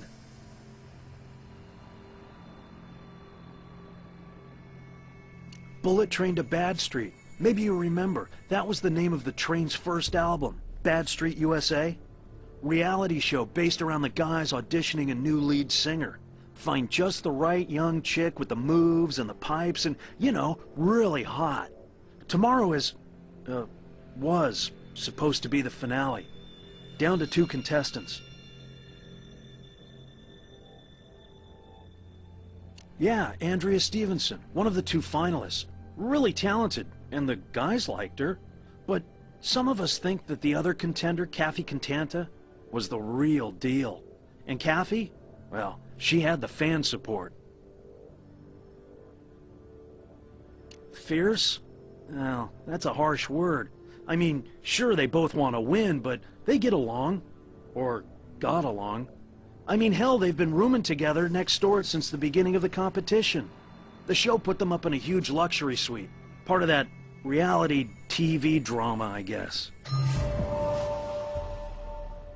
How long have you known these guys? Hey, I'm a pro, and the trainer pros. Of course, you get to know people you're working with on the road, day in, day out, or on a big production like this. I know Kathy better than Andrea. Her, I was still getting to know. Oh my God, what a waste. I've been with Bullet Train since, like, forever. I dropped out of high school to roadie for them. I mean, what the hell am I gonna do now? This video camera is online. Perfect view of the stage. Barefoot on a metal stage. Points for showmanship, not for common sense. Electric guitars, mics, and no insulation.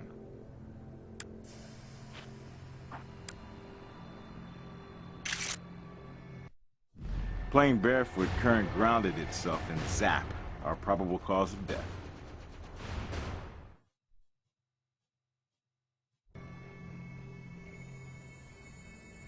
Dressed for the show. Black leather jackets, jeans, and their trademark belt buckles.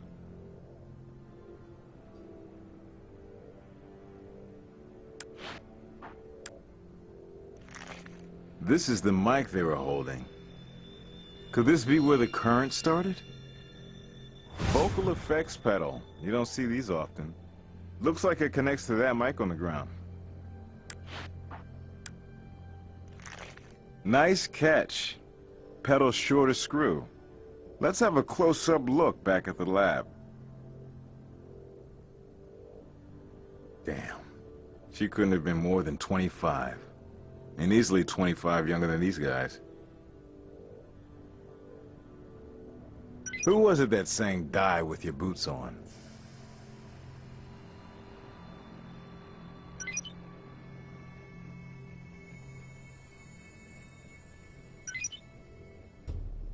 That is one ugly bug. Go ahead. The plug that connects the grounding wire has been removed. Unsafe stage practice, but not necessarily sabotage. A rodeo sometimes cut these off to fit into different outlets.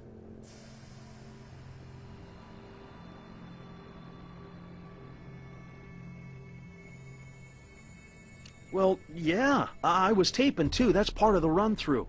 But I can't give that to you guys. Eddie, my boss, he nixed giving that out to anybody. You know how the media would run with it. Todd, we're not the media. We're the law. And your set is now our crime scene, and everything from busted drumsticks to guitar picks and duct tape to that videotape is evidence. Right. I'm not trying to hassle you, honest. Here you go.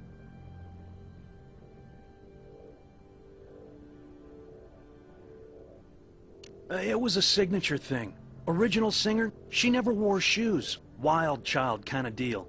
So her tryout replacements did the same.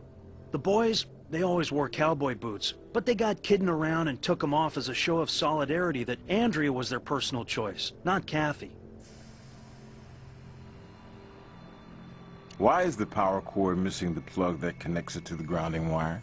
I didn't know it was. You see, we've been playing a lot of small clubs. The train's on the comeback road, you know? So sometimes you cut off those thingies to be able to plug it in at all. But I thought before this big gig, we'd weeded out all that small crap. I don't do that stuff. Never did, really. I'm strictly into the music, not the pharmaceutical perks. I mean, the guys are really into the music, sure, of course, but, well, you know how rockers are. They do like to party.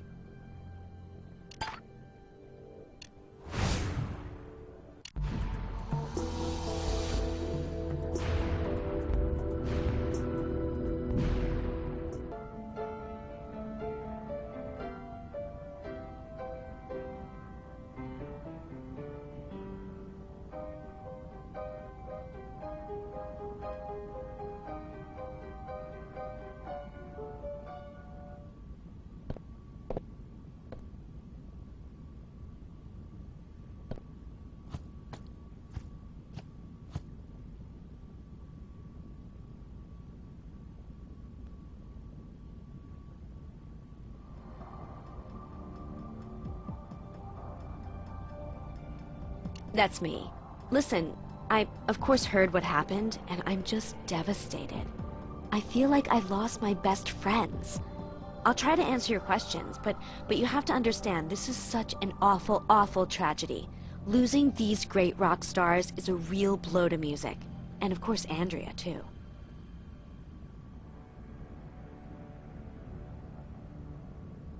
Okay, I knew you'd ask that question, and I've been trying to think how to tell you, how to convince you that, yes, we're contestants, finalists, but we'd been through a lot, all the early rounds of the show, and we really, really were friends. Anyway, on these kinds of shows, the runner-up often does better than the winner. So it wouldn't bother you if you did better, but she won. Of course it would break my heart, but I would really be glad for her. She's worked so hard. This is awful. Now I feel like everyone else who says it like they've been brainwashed. But I mean it, I've come this far. It's been the opportunity of a lifetime. Just getting the chance to play with those guys was a dream come true. Oh, well, it used to be all of the contestants. So many talented singers, so much great energy. But now it's just the two of us. Or one. God.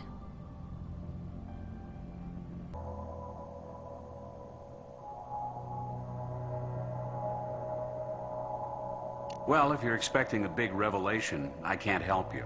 Electrocution is indeed the cause of death for all 4 DOAs. I admit, beautiful young women are my least favorite clients.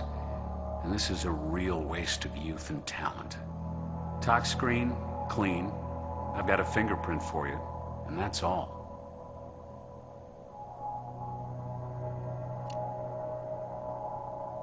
Sure thing. I'll prepare the body.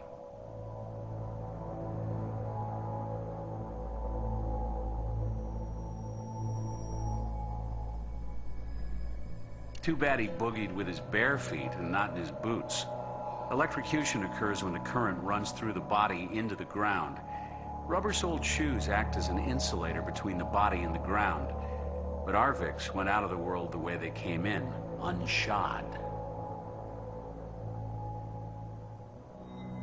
Eerie, isn't it? Lichtenberg figures, they're called. Pretty common in such cases. White powder on the feet. Probably a foot spray. Apparently it was doing a job on his athlete's foot. There's an upside to having his boots off. It's that he was getting proper ventilation to the affected area.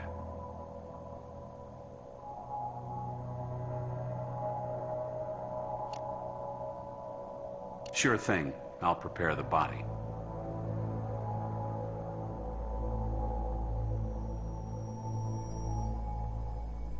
Even before that current made him a permanent has-been, Marty's party was winding down. You could run a pharmacy for a week with what this bassist had in him. Records show he was intimate with a stomach pump, and his alcohol content could have got him pulled over for walking without a license. One peculiar note, Marty also suffered from jock itch. Found a nearly empty tube of antifungal cream in his pocket. It's on the side table there if you'd like to take a look.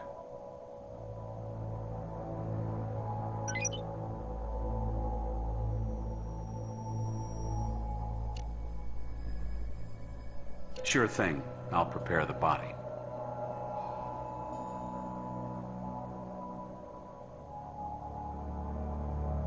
Traces of alcohol, cocaine, and a long list of pharmaceuticals, none of which impacted COD.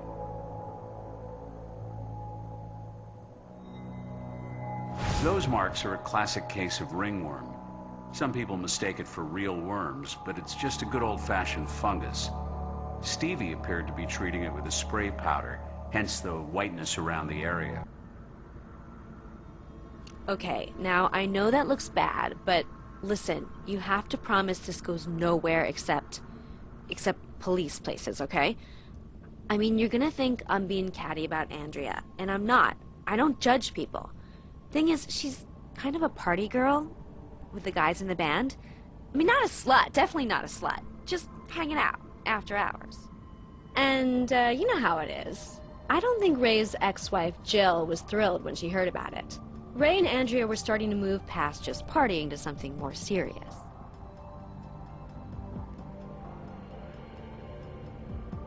Jill Wilde?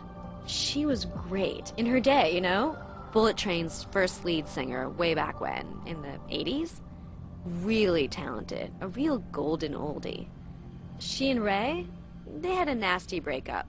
But, you know, I don't think she really ever got over him. She still performs, which I think is so sweet. At a lounge. Here at the casino, as a matter of fact. She performs here? I must have missed the sign. Yeah, so did I. Brings in the older crowd. My God, you don't think she could be responsible? Could she have loved Ray so much that she... You don't really think that, do you?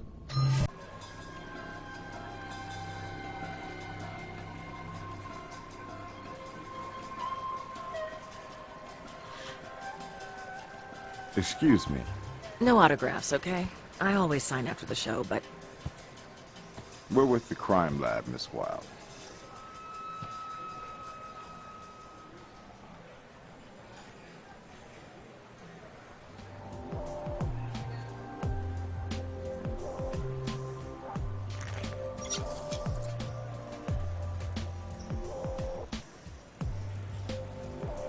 Oh, yeah. I was expecting you. About Ray, right? We're sorry for your loss. Why were you expecting us? Oh, well, yeah. Todd? Knew him since he was a baby. Anyway, he called and gave me chapter and verse, but this is not a cool time. I've been drowning my sorrows in booze and blackjack with a black coffee antidote that didn't take. I got more witnesses than those Jehovah cats.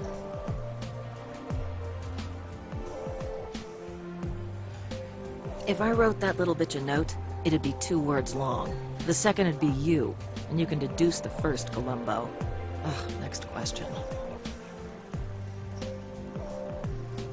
I don't know. Why? We have reason to suspect foul play in the deaths of your ex-husband and the other victims. Really? You have reason to suspect? And you're wasting your time and mine talking to me. Hey, here's a wild hair of a suggestion. Why don't you go out and find the killer?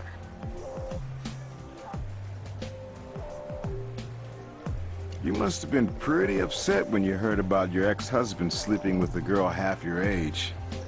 Who told you about them? Todd? I don't remember who told me, because it just wasn't that important to me. Who he swaps venereal diseases with nowadays, I could care less. I won't lie and say I'm shedding any tears over that selfish dickweed's death. Hey, I dumped him, by the way. Ancient history. Must have been a real slap in the face when Bullet Train made a literal show out of finding a new lead singer.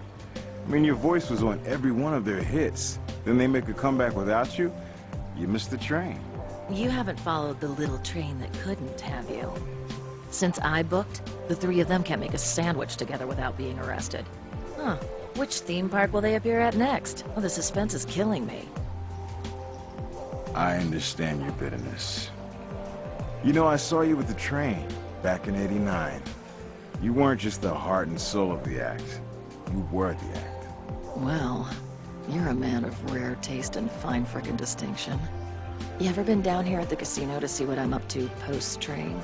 Room's a sellout, night after night, and I am rocking the roof off the joint. Listen, I know you said no autographs, but I really am a big fan. It's Ward Brown. 2 R's and a K. Blue Eyes, you had me at Crime Lab. Whisper in my ear and I'll get you a backstage pass, too. Just the autograph. Thanks. You have no idea what this means to me. What? A stage where I wasn't wanted? Where I was being replaced? Hell no. Why the hell would I? Ever suffer from nosebleeds? I don't know what you're getting at. Evidence at the crime scene put you there. Possibly thanks to a certain expensive habit you have. Any comment? No. No comment at all. Because I have no idea what you're talking about. I do know I was never there, and you know why? Because I didn't want anything to do with those sons of bitches. So you're saying you never party with those guys anymore? For old time's sake? Yeah, sure. I get real nostalgic about those has-been jackasses. Always great to get high with a bunch of bring-downs. Hey, I grew up a long time ago. You want to find yourself a party girl? Look no farther than Miss Kathy Butterwood and Melt. Miss Wilde, we notice you have some sort of residue on the strap of your dress. Okay. I got a rough schedule. Multiple shows night after night. Once in a while, I might need a little help before a gig. Understand? Bust me? What good does it do anybody? We're gonna have to take a sample. It'll just take a second. Make it quick, would ya? And Blue Eyes? You can forget about that backstage pass. You know what song I'm gonna sing for you jokers? Silent Night. And it ain't even Christmas. Fine, Ms. Wilde. For now, I'll take a solo. Your ex-husband's on national TV, seeking a younger, sleeker... you. Finds one in Andrea Stevenson. You send a note to scare her off, but figuring that won't work, you show up with a fire extinguisher to dampen their hunka-hunka burning love. Afterward, you decide you've had it, so you break into the studio and steal Andrea's echo pedal. You open the pedal, improvise a few revisions, and put it back. The evidence ties you to the scene. Chemical residue connects you with the murder weapon. You wrote a threatening note to one of the victims, providing plenty of motive to ensure your farewell tour starts and ends on death row. Listen, I get that this looks really, really bad, but you're reading it wrong. Yeah, I wrote that note all right, but I wasn't trying to warn her off Ray. I was trying to get her to leave poor Todd alone. That overgrown kid had been bitching about Andrea to me for weeks, figuring I'd be a sympathetic ear. I mean, Todd was crazy about Andrea from the start, but she thought he was a creep and told him so. And then, after she became a finalist, all of a sudden they're an item? I mean, Todd was close to the band. I figured the bitch had to be using him.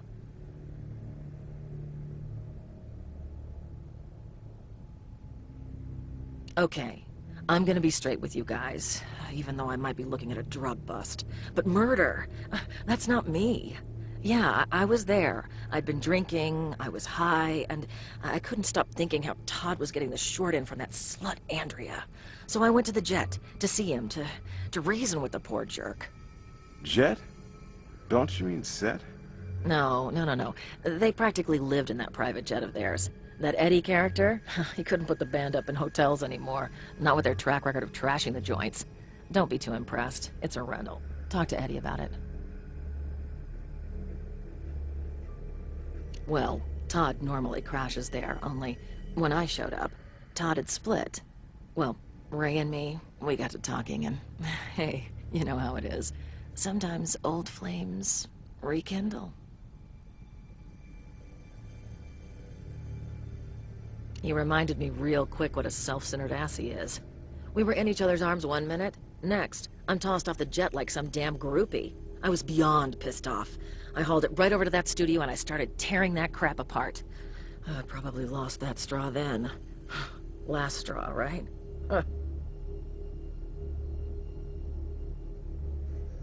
The residue we found on your dress was flame retardant. Any idea where it came from? Not the slightest. Rest of the night, like I said before, I was around the casino. Didn't shower or change or anything. Maybe that retarded stuff was on the jet. Hey, listen, can you give me a pass on the drug thing? This gets out in the papers. I'll lose my lounge gig.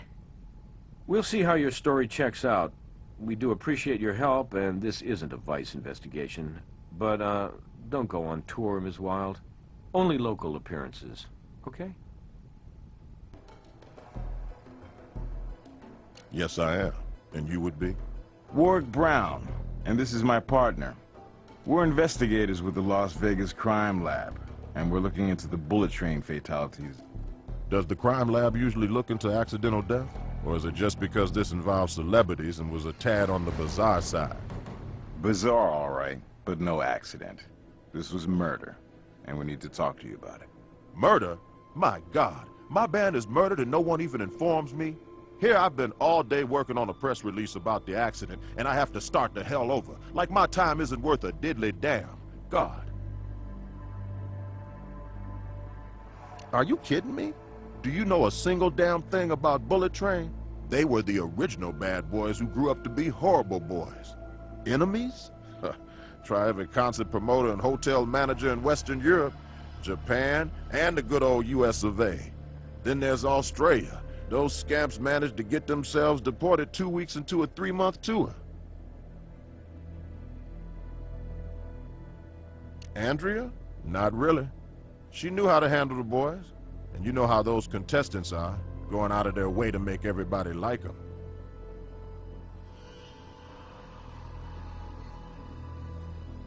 Todd. Oh yeah, he's the original nebbish. It's true. The guy was the band's doormat. They banished him from the bus for some imagined infraction. And the poor jerk had to hitchhike 40 miles to the next gig, and yet he still showed on time.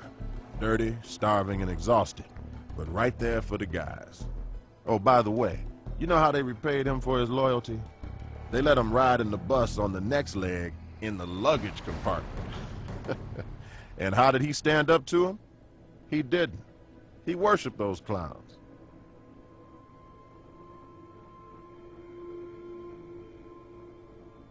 Hey, I don't mind you investigating this thing, accident or murder or whatever the hell you want to call it, but you stay out of my business. I don't know who's talking out of turn, but, well, look, it's true. We had our share of bumps, the boys and me, okay? But they're poster children of spoiled, stupid rock stars. When I took them on, they were playing nostalgia venues, and now I had them poised for a real comeback. They try to stick it to me? But I've been in this business a long time, and I knew what I was getting into. They didn't appreciate what I did for them, but I didn't expect them to. Yeah, right. Let me tell you something, guys. The train fired me last week, twice, and at least once a week since I signed with them. They were dumb, but they knew I was their lifeline. Look, but don't touch. I'm standing in the eye of a meteor hurricane, and I don't need the grief.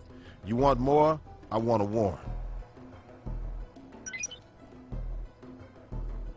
Demos. Possibly the songs the band and their manager was squabbling over. Kathy seems to be the only singer on these tracks.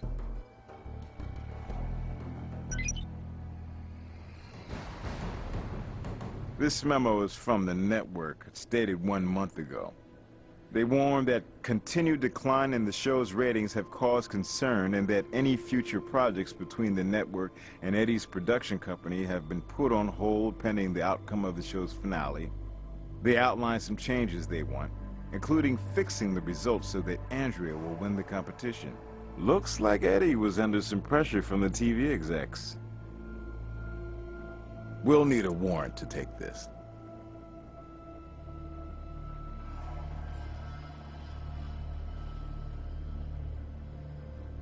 Where did you get that stupid idea? Oh, oh yeah, that ridiculous memo. Come on, man, you know the entertainment media, all the news that's fit to invent. Look, I couldn't fix the contest even if I wanted to, and neither could the band. It's the public who votes, and the public who buys the CDs, baby. Supply and demand, and I'll supply whatever junk the idiots demand.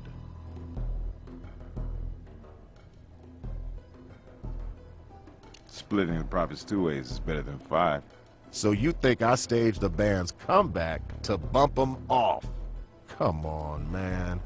Do they have you guys take urine tests at CSI? Because you are definitely high.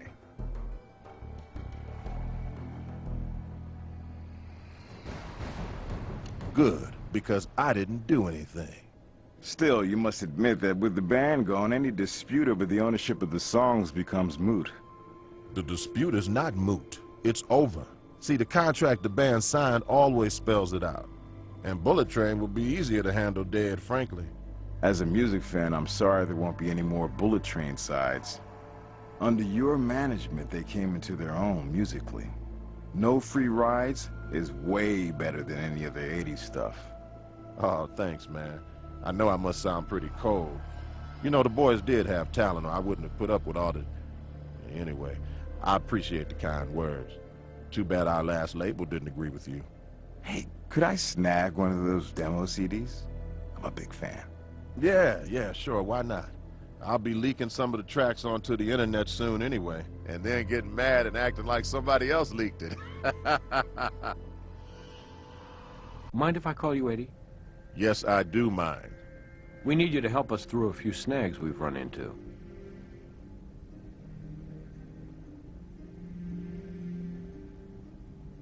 If you know, tell me, because I don't. That pedal was altered for a shocking reason, and the schematics we found on the computer in your studio would have been very helpful to whoever did it. Yeah, right. Look, I'm sure this is all very interesting. And when you work it all out, be sure to leave a message on my machine. I have a business to run and to promote, and the entertainment news people happen to be waiting for me at my studio right now. We're interested in some news, too. As in how that doctored pedal changed the current on Andrea's mic. In your studio, we found this prong that was pried off the power cord on Andrea's mic. Without that prong, the power cord couldn't ground the current, and Andrea and the band took the full jolt. Right. A tragedy. And you obviously know more about it than I do, than I care to, really. Our tech Todd's there time to time, does some AV work at the studio. The band, of course. Kathy and Andrea both recorded there. Let's see if this melody is familiar. Your show's in the dumper. Network's threatening to pull it from the schedule and toss you in the circular file, should the finale tank. The train's threatening to sue you over their best tracks in years, possible CD or two, DVD action. And you decide dying would be a good career move for these ungrateful, overage bad boys. You latch onto that echo pedal and its power cord, download some schematics, and soon you've created some very real buzz for Bullet Train.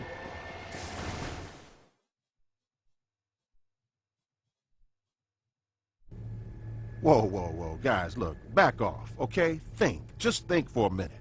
Bullet Train, those guys were a pain in the ass, but what rock group isn't?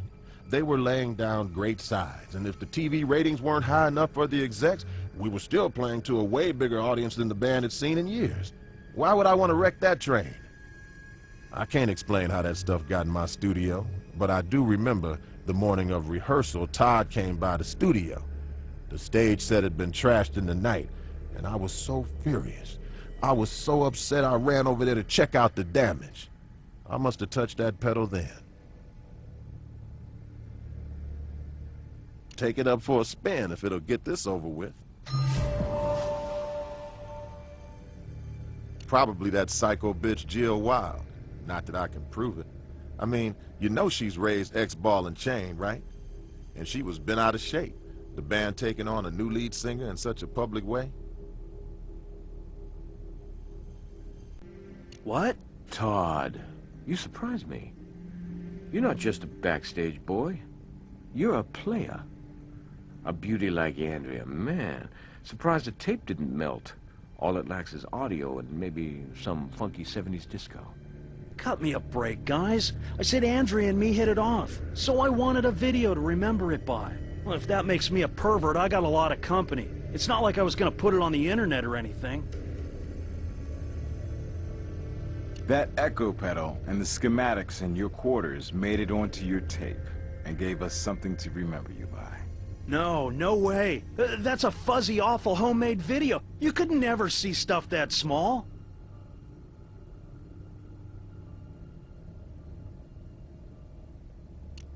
Maybe Andrea dug you, or maybe she was using you.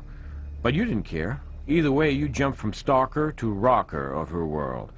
Only small world, the rest of the band was too. So you rig the pedal, but forget to put back the screw. The boys blasting that fire extinguisher, while the two of you were making it, that pushed you over. That erased any doubt, and the plan went from half daydream to full reality. No. Afterward, you went to Eddie's studio, and as soon as he left, planted evidence against him. What went wrong, Todd? Was it finding out Andrea was riding the entire train? Or did you decide if you couldn't have her, nobody could? It wasn't supposed to be that way. I had no way of knowing those stupid bastards would take their boots off and get into it like that, holding on to her, and her mic, and the mic stand. Hell. But they liked her more than Kathy, didn't they? Wanted Andrea to win. She put the idea in my head. She told me if Andrea was gone, if she were around, I could really be part of the band. Only with Andrea, I'd always be just a nothing. Always a nobody. Then she said frame Eddie and be the train's manager. And none of those guys would ever push me around again. No, you're not listening. Kathy. That's not Andrea on the tape, it's Kathy. Kathy's the one that slept with me. Kathy's the one who slept with the band, not Andrea. Andrea was... she had more class than that. She was good. Too good for the train. Too good for me.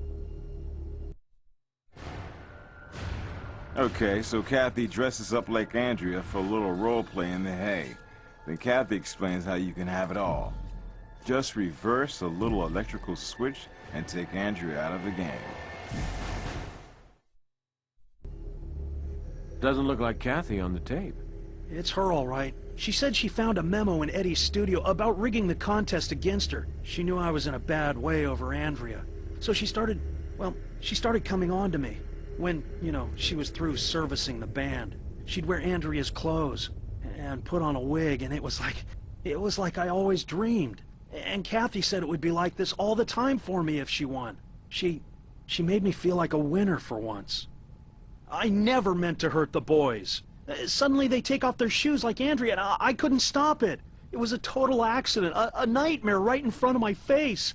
Yeah, they could be mean, but I loved their music, and they were my whole life for as long as I can remember. I just wanted to be in a place where they'd have to respect me.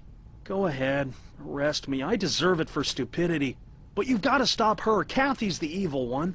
Look, that jet is mic'd to record audio for the TV show. There's a drawer just under the TV bar on the plane where the daily tapes are stored. You're gonna find tape 23 real interesting, especially about 3 hours in.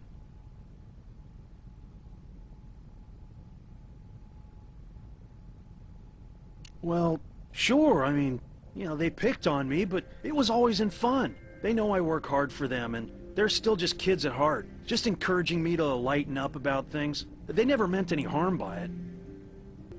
And he's named you as an accomplice. I'm not surprised Todd was responsible. But you better think again about trying to bring me into it. That lunatic acted alone. Actually, it was a duet. And we have one of your most spirited performances on tape.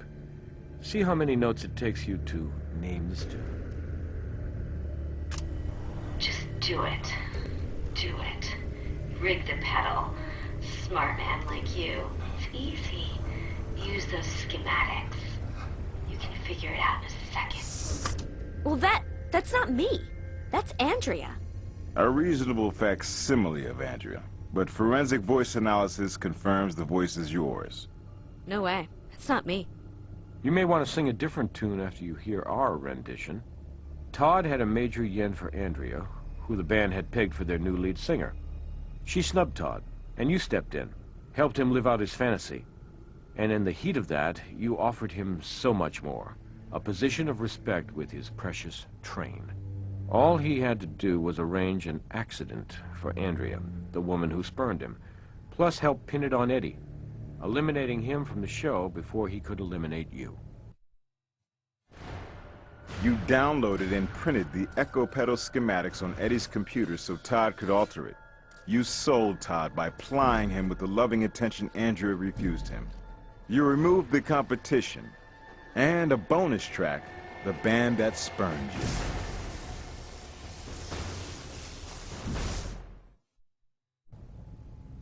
You become Train's last lead singer with those Train tracks in the can and go on to a high-profile solo career. Sweet. I want a lawyer. You people are trying to railroad me. Well, that's a new one, Kathy. What do you mean? First time I heard you sing the blues. Well, those hard-rocking dinosaurs may have had careers near extinction. But they, and the young and talented Andrea, just didn't deserve to meet Elvis so soon. On the flip side, Kathy and Todd only have one song to sing from now on. The Jailhouse Rock. Good working with you. All right, here's your evaluation. For evidence, you found everything there was to find. For hints, you didn't need any at all. And, at the end of the day, you followed the evidence to a clear conclusion. I can't argue with that. Outstanding work. You've investigated every possible angle on this case. I'm giving you the highest mark available. Doesn't happen often, but I'm very impressed. And by the way, thank you for all the new specimens you found for my collection. I'm recommending you for an extra bonus. Great hunting.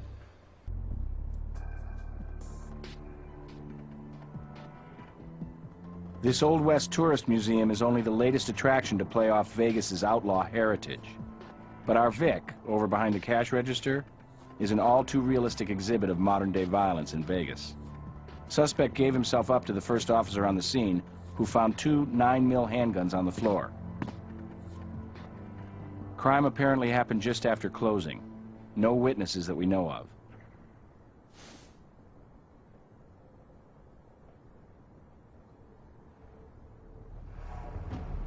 Keith Wild, and that's little Ed over on the floor, since he can't tell you.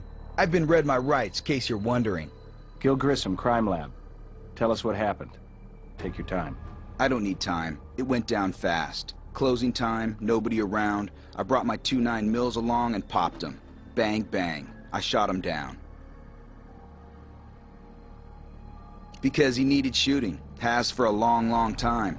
And like any good customer in a shop like this, I'm ready to pay. Cool. Go for it.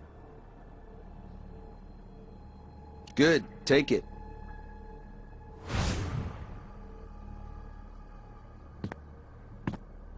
I'll put the suspect in the cruiser for now. Sure thing. Messy crime scene. Countless customer prints to deal with. So first, we'll concentrate on what's definitely shooting related, such as bullets and shell casings. Just a kid. No more than 20, I'd say. Hit twice, chest and shoulder. Driver's license shows he's barely old enough to drive. 18. Check out the rest. The so-called peacemaker of the Old West. Dates to 1870. 38. Loaded. Sniff test says it was fired. 2 rounds gone. Risky, using modern ammo with an old weapon.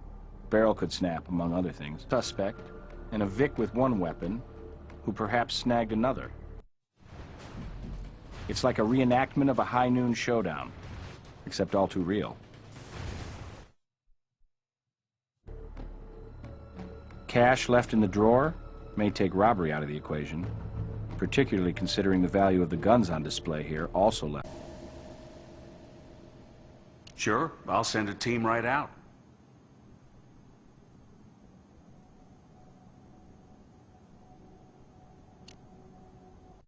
Gunshot wound to the chest severed the left ventricle and stopped the heart immediately.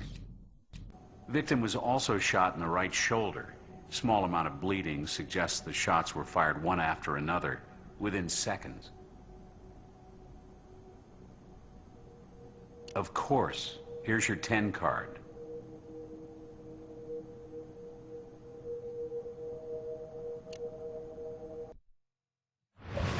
I did, and it didn't fragment on impact.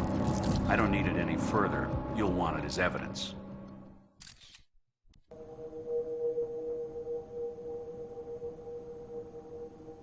This one wasn't the COD, but you'll want it as evidence all the same.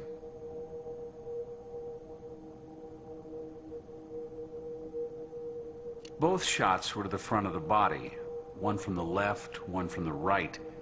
Indicates our shooter may have been on the move, possibly seeking cover, or even more likely, a better angle to facilitate firing the fatal shot. Lividity and rigidity tests indicate the Vic was shot at 9 p.m., right around closing time. Oh, other than being dead, our victim is in top condition. Tox screen did turn up marijuana traces in the blood, but the Vic hadn't been high in at least 24 hours.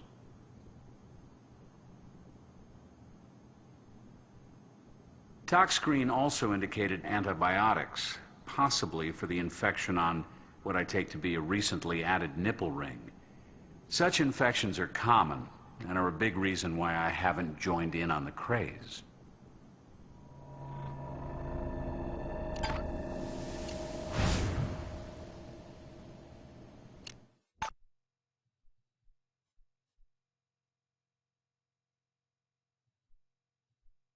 Hey, interested in doing a laser analysis of bullets fired at the crime scene? Me too. But first I want to make sure we've processed all the bullets and guns we can find. I count 8 bullets total, including the ones from Robbins.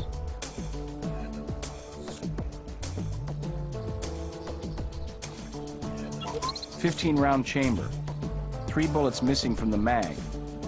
Serial number says this pistol wasn't registered, but Nevada law doesn't require it. Time for another test round.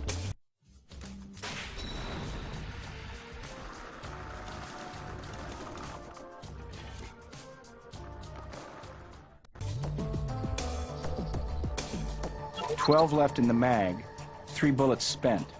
Let's get around from ballistics.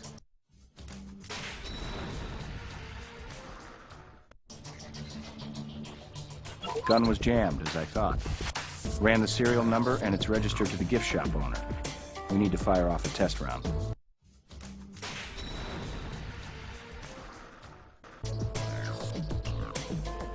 Remember what I said about the dangers of new ammo and old guns? Well, this peacemaker wasn't Wyatt Earp's. Serial number indicates a late 20th century replica. Should handle modern cartridges just fine.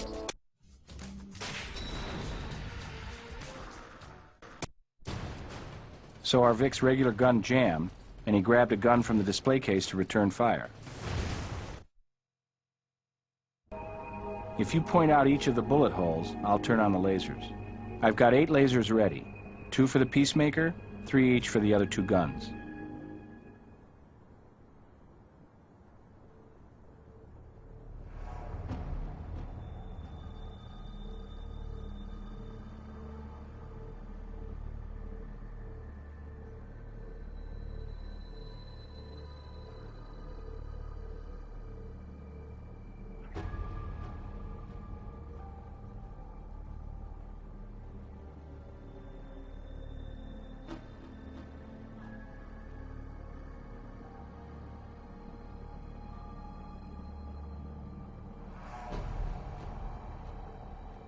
.9mm number 2 fired 3 times. Wall, photo, and the fatal shot.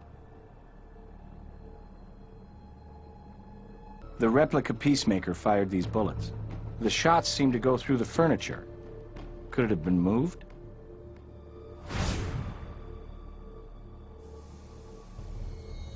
Excellent work. 2 trajectories originate from behind the register, most likely the Vic's shots. Except for the bullet in the floor, the rest were fired toward his position at the register. 2 trajectories passed directly through the glass case, angles consistent with the 2 shots in the body. We need to analyze the glass in the case.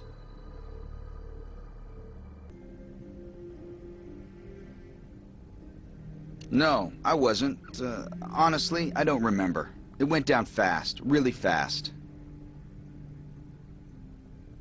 They're legal, bought them after my 18th birthday, and took classes at a local firing range. But if you're looking for something to arrest me on, I guess you got me cold on carrying concealed weapons. I wasn't exactly counting, and when I try to think back, man, it's a blur. I can tell you I didn't exhaust the mags, though I know 2 slugs finished the job. Cartridges were full at 15 at the go point, so you do the math. I told you, right after closing, little after 9 p.m. I knew that jerk was working there and closed up on Monday nights. Door was open, let in some cool evening air, right? Little Ed needed cooling. Well, when the Citizen of the Year award gets handed out, you'll know right where to find me, won't you? Anyway, I'm 18. I'll be out on the streets being a good citizen again before you know it. You mind if we hold off putting you in for that award till we find out the truth here?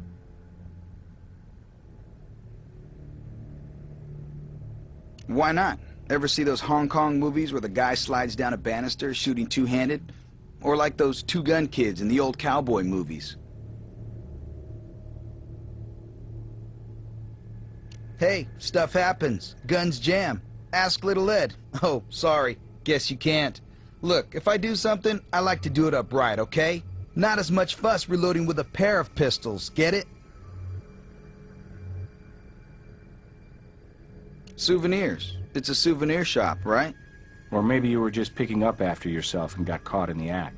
So I'm tidy. What do you want from me anyway? I'm 18, ready to do the time, and I've copped to the damn thing. 2 holes in the glass. The oblique hole has longer spread in its cracks, meaning it was fired first. That bullet went into our victim's heart, which would have dropped him immediately. Our circular bullet hole, fired second, wound up in his shoulder.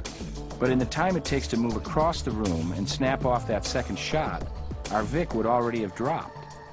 Plus, if the shooter got him through the heart, why would he move to shoot him in the shoulder afterward? Even in the heat of battle, that makes no sense. Only way these angles could match the angles of the body is if both shots were fired simultaneously, or almost so. We're looking at 2 shooters. Our lone gunman was not alone.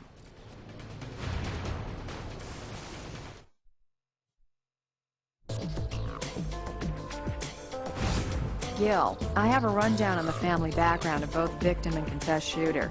You're gonna love this. I'm almost sure I won't. Dead Ed's father is Eddie Tillis, the producer of The Bullet Train. Ring a bell? An oldie but goodie from a few cases back? And Killer Keith is none other than the son of Jill Wilde, Bullet Train's ex-lead singer. And now it goes from odd to weird. Maybe you can solve this puzzle. What looks like Keith, sounds like Keith, has the same DNA as Keith, and isn't Keith. Who has his own private set of fingerprints, by the way. Well, I'm going to rule out a clone. Identical twin brother?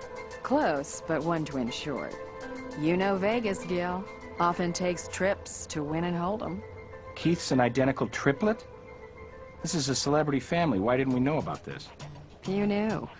Jill's family managed to keep a very private life, and after all, we're talking fringe celebrities. Jill's not exactly top of the charts these days. We do understand the brothers live together, but we haven't snagged the triplets' address yet. About now, Jill should be finishing a show at the casino. Why don't I run over there?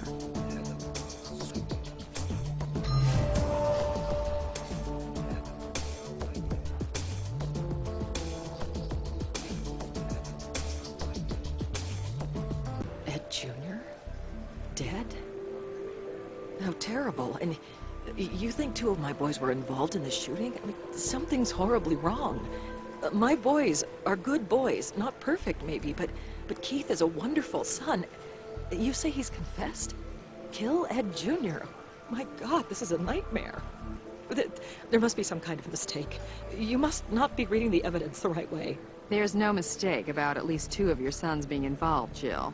And I assure you, we're careful readers where the evidence is concerned. Anthony and Billy have both been in the kind of innocent jams that every boy gets into. But Keith is good as gold. Those boys are the joy of my life. Anthony, Billy, Keith. Anthony's got an impulsive streak, sure, and Billy's in the middle going with the flow, whereas Keith, well, he's the peacemaker. He keeps my other sons out of hot water. Any of them murderers? Oh, it's absurd. It's simply unthinkable. Not that much. Decent drummer, you know, real laid back. Lots of drummers are wild behind their kit and then zone out off stage. Of course, his father, Eddie, we have history because of the band, Bullet Train. Ever since I left back in the 80s, the Tillises and the Wilds been like, you know, the Hatfields and McCoys of rock and roll. Not that I remember Ed Jr. buying into that particularly.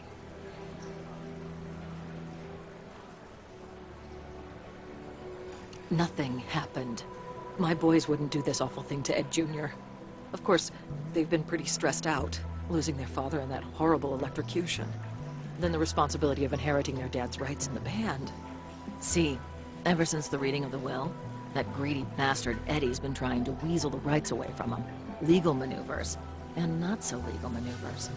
All I can figure is maybe Ed Jr. got himself in the middle of all that. I mean, it's true, my boys never, you know, really got along with him. But I can't picture them being involved in this terrible thing. And if by some bizarre happenstance they are, retaliation against Papa Eddie through son Ed is all I can figure. Ed Jr., though, was class. Eddie, you can forget the C and the L. Thank you, Miss Wilde. Rest assured, if your boys are innocent, we'll do everything we can to clear them. Our only goal here is justice.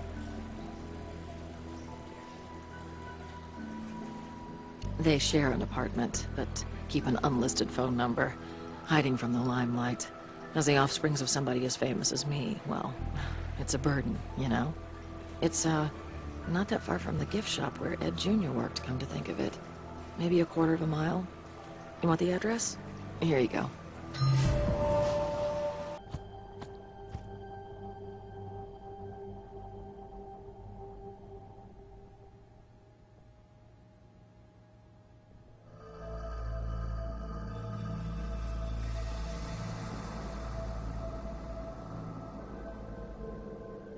Yeah, well, thanks.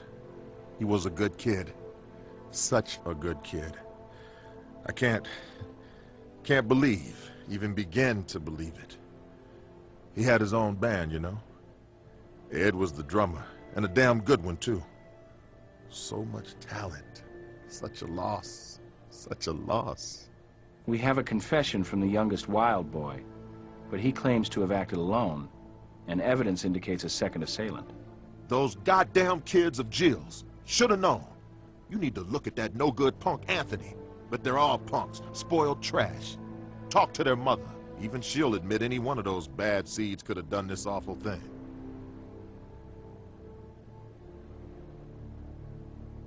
Where? You're not making a suspect out of me, are you? You think I'd kill my own son? We're just trying to cover the bases. Investigations are in part a process of elimination. Well, mark me off your damn list right now. I was out on a date last night. I went out to dinner. Call the broad if you want.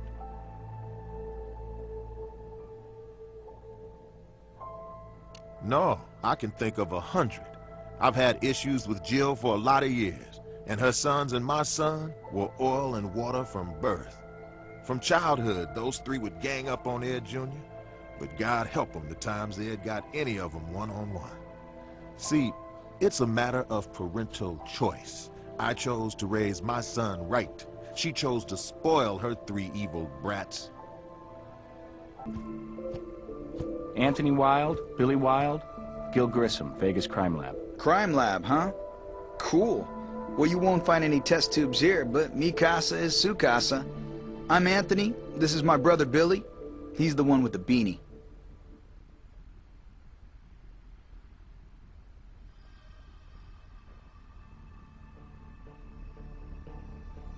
I suppose you want to talk about Keith. He hasn't been around since last night, and we were both worried because he took his guns with him.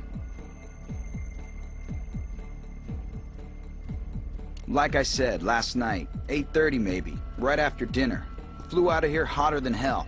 I asked him what was up his tailpipe, and he just said he was going to take care of business.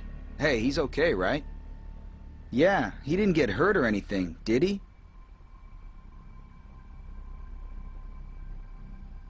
Eddie's son isn't so lucky. He's been shot, fatally shot. And your brother says he shot him. Keith shooting little Ed? Man, that's way off the hook. Whoa, something must have really set him off. 'Cause he's the wild who's not that wild. Well, a little while after Keith left, Billy and me, we kind of freaked out, you know? I mean, Keith flies out of here with 2 guns stuck in his damn pants. What's that all about? So we went out and checked his haunts, like the video arcade and a burger joint. Nothing. So we finally blew it off and headed back to the crib.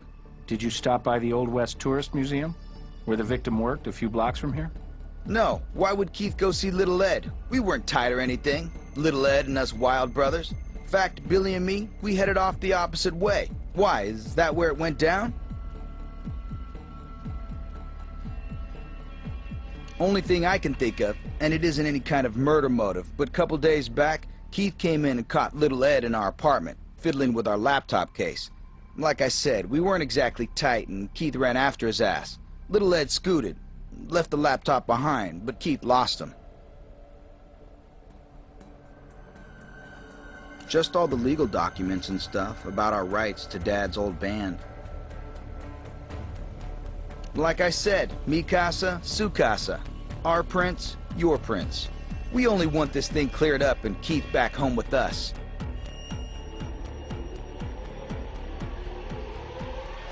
Go for it. Anything to help get our brother out of this jam.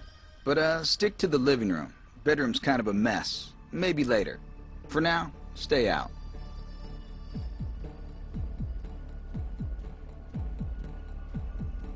What did my brother say? 8:30?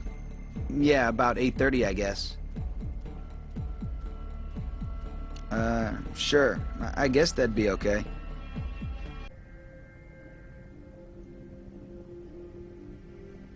If I tell you what I know, you have to promise to let Keith off. This was strictly self-defense. I swear to you.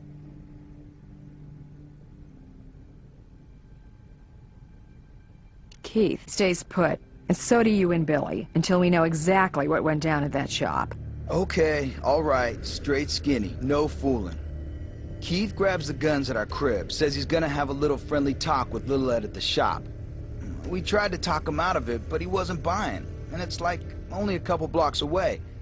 So we get there maybe 9 p.m. Yeah, so anyway, we get there, and Keith and Little Ed are in each other's faces, you know? Little Ed dangling that pink bra at Keith, yanking his chain about how he, Ed Jr., could get any piece of tail in town, whereas we are 3-time losers. So I go over there, you know, and just grab that thing away from him, the bra. And then, way over the top, man, Little Ed, he yanks a gun from someplace, and you know, he just starts blasting away for no frickin' reason. And Little Ed yells at us to get our asses out, you know? And Keith, he scrambles for cover, over by the door. We're outside in like a heartbeat, booking it back home, only we hear shots. But we just keep booking. I mean, come on, really, it was self-defense. Keith didn't go in that place wanting to kill Little Ed, or anybody. Maybe scare him a little, after he broke in our place, right? And Little Ed pulls a frickin' gun? I mean, what was the guy on, anyway? And hey, what else should Keith do but defend his own ass? Not exactly a band of brothers. Look, all three of us know our way around the iron. We all had small arms training. We all can take care of ourselves in a jam. And Keith was the one with the guns, right? How much use is an unarmed fool in a firefight?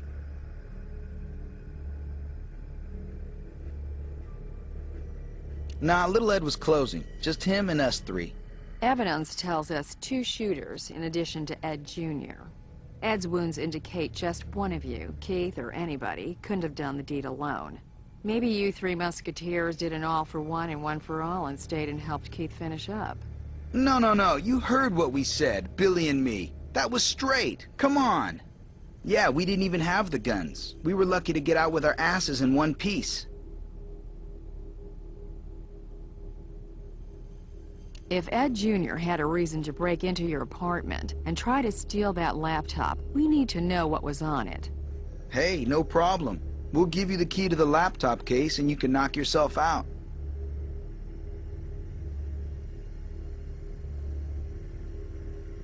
Scab? Huh? Guess there is. Don't know where I got it. Guy my age knocks around, you know? Maybe this'll knock your memory loose.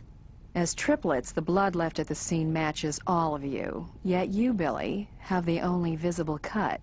Bill, remember when we were playing basketball with those guys over at the schoolyard? You got that there. Yeah. I must have got cut or scraped playing ball, you know, throwing the old elbow. Not at that shop. Hell no, not there.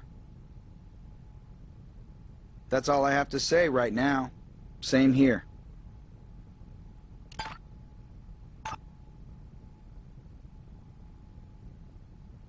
He's on his way to interrogation now.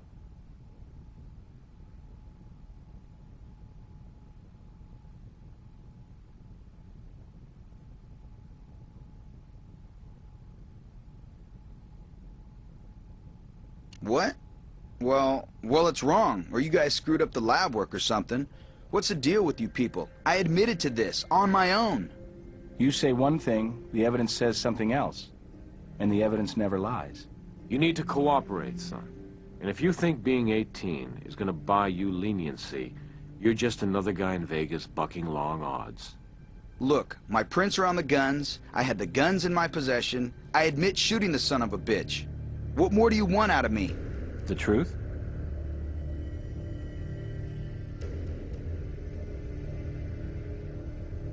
Shoulder. I shot him in the shoulder.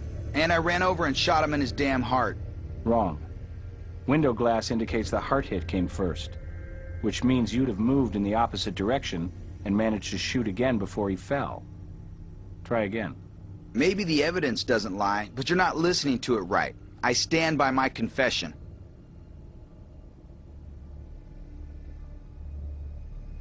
So what? They were nowhere around that place. And hell, even if they had been, I still shot the guy. God, come on.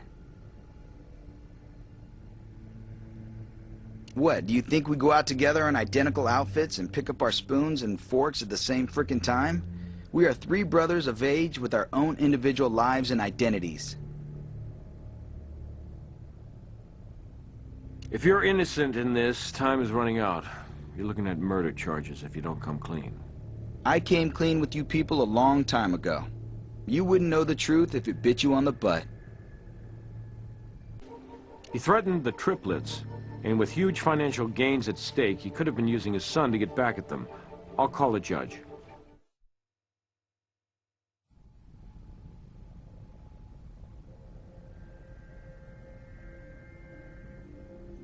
Letter? I don't write letters. Next. Email, then. You remember? The one threatening to bury the triplets? Oh, that. That was nothing. Just talk.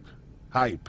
Hateful hyperbole in an email, plus your son breaking and entering, adds up to you putting him on a collision course with those unstable triplets. Were you that desperate for those rights, to risk your own son's safety? Those triplets are trash, but how was I to know they were dangerous? Sure, I want the rights to Bullet Train. I worked my ass off for those idiots. For how many years? I was negotiating a better share from their father, Ray, before the train derailed in that electrocution, leaving me to lose my share to some lousy punk brats? Hell no, I don't think so. You bet I sent my son to delete those damn files. Was it a bad idea? Yes. Yes. Oh my God, yes. What are you implying? Your computer sabotage mission didn't succeed, so maybe you kept your email word and convinced Ed to lure the triplets into a gunfight.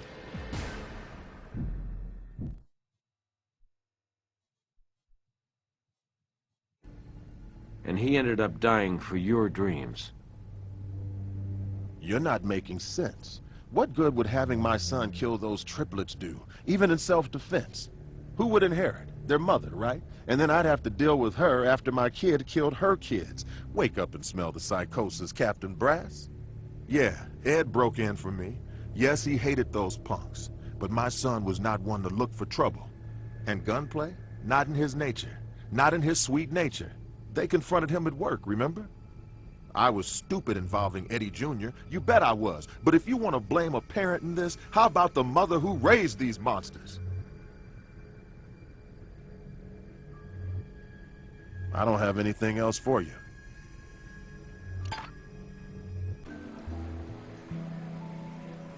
Nothing serious for any of them that I know of. I mean, they're only 18. High school silliness. Not really taking the ladies seriously yet, if you know what I mean. Well, probably every boy the age of my boys were hot for that little slut. I never heard about any of them going out with her. Well, I certainly never saw Anthony or Billy or Keith with that tramp. I like to think we put the fun in dysfunctional, you know? Single mom in showbiz with 3 teenage boys. Yeah, how do you think that went? I knew them getting out on their own would be a good thing. They needed to get out from under my, famous shadow. Haven't spent lots of time together since, but hey, they know where to find Mom if they need Mom. But we were the frickin' Waltons compared to Eddie and his son. That creep Eddie.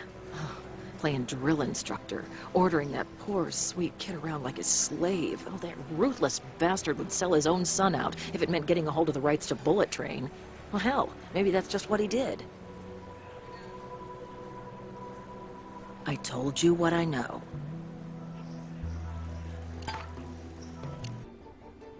Ms. Cantanta is still a guest of ours, in jail awaiting trial. I know just where to find her. I was wondering when I get to hang with my crime lab homies again. Finally figure out I'm not guilty? Drop by to spring me? Not exactly.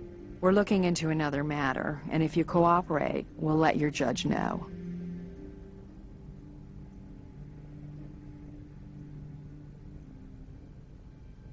About as well as you know 3 Chucky dolls on the shelf of a novelty shop. Something whacked about that terrible trio. Ever party with them, or go on a date with any, or all of them?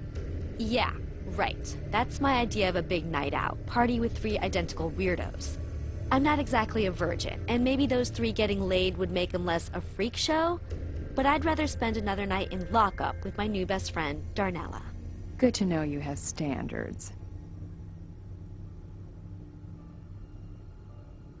Ed Tillis? Well, one of him sure beats 3 wild ones. I mean, he knows how to make a girl hear music, and I'm not talking download. Only hooked up a couple times. But if you're offering a conjugal visit? No, not my size. I'm up a cup. Why? What's this about? Auditioning for the Jailhouse Follies? Ed Jr.'s dead, shot and killed, and 2 of the trips we think are implicated. Ed? Oh, hell. Damn! That is a waste and a half! He was worth all 3 of those identical creeplets. Sorry, I can't think of anything else to tell you.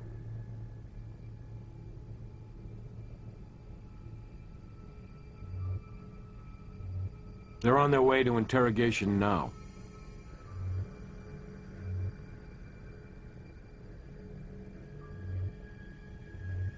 So you know what a coward he was, making his son fight his battles. What part of self-defense don't you understand? Eddie Tillis, man, he heaped the hate on our family since forever. And our dad had to deal with that bile. Plus he was the hack manager who bilked Bullet Train. Sure, we never got along with Little Ed, but it never went over the line till this damn break-in. Then, all bets were off. Threatening email. A break-in. That's what took it to the next level? More a kind of reality check. I mean, Mom, she's past it. She's been running on fumes for years. And with Dad dead, what's left for the Wilds but those Bullet Train rights he left us? With them, we had a shot at some kind of life. Without them, where the hell would we be?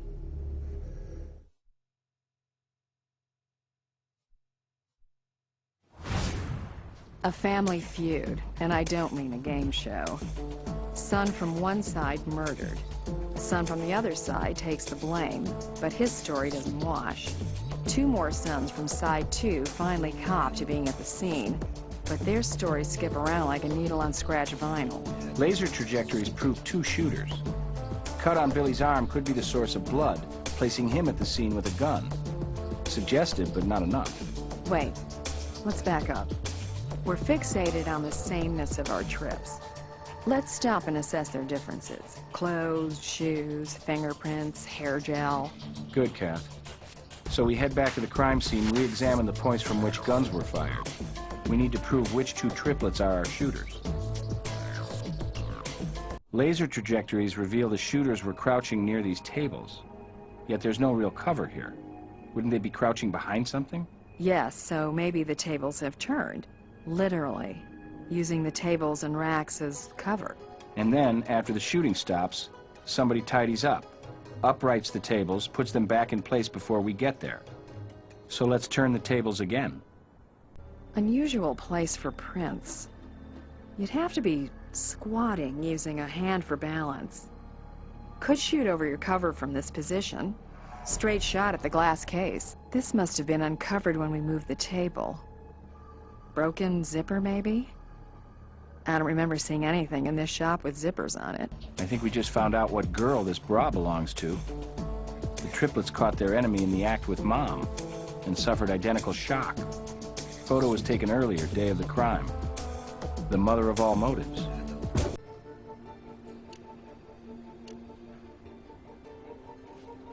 You linked the 2 brothers to the shooting positions. That's on target enough for the crankiest judge.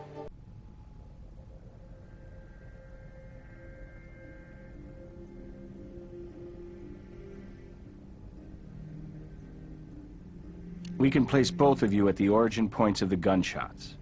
Billy, you did indeed shoot the shoulder, while Anthony, you delivered the fatal shot to the heart. Thanks to the photo on your phone, Anthony, we know you stopped by your mother's house and got a shock to rival the electrocution of Bullet Train. Your mom and your worst enemy doing the mystery dance. Listen, it looks bad, I get that. I do. But you gotta hold up here. This is really just an accident. We weren't trying to kill anybody. We wanted to put the fear of God into Little Ed. I mean, the bastard was banging our mother. I mean, that's sick. It had to stop. We just wanted to teach that creep a lesson. Scare his ass, but good. Make sure he never went near our mom again. Keith, he tried to stop us, but Billy and me, we just went off. mission from God kind of thing, you know? So Keith agreed to do the talking. Then at the shop, little Ed was waving Mom's bra like a red frickin' flag. I snatched it away and my gun went off into the floor. Total accident. But that shot echoed like thunder in that little shop and we went running for cover. We both yelled at little Ed to drop his gun. I mean, why didn't he? He was outnumbered. Instead, he crouched below the glass case, but with all the glare, we couldn't see so good.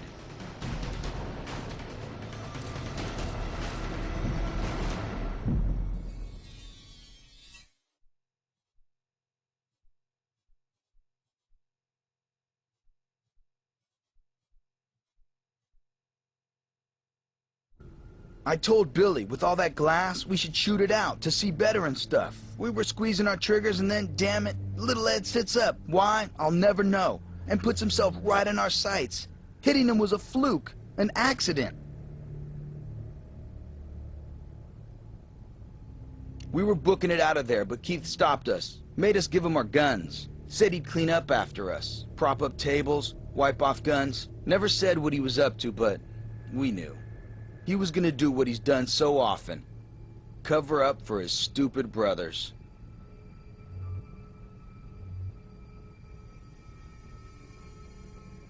There wasn't any time to think. Keith, he always shouldered the blame, and it was just how we did things. Later, the stakes occurred to us, of course, but Keith seemed to know what he was doing, creating confusion like. I mean, with the three of us sharing DNA and stuff, how could you guys ever really figure out what went down in that place? Figuring out the truth is just how we do things.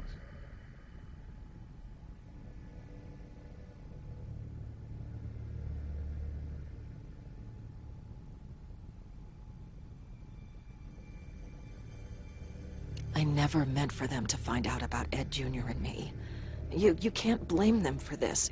Blame me if you have to. This was like, you know, temporary insanity.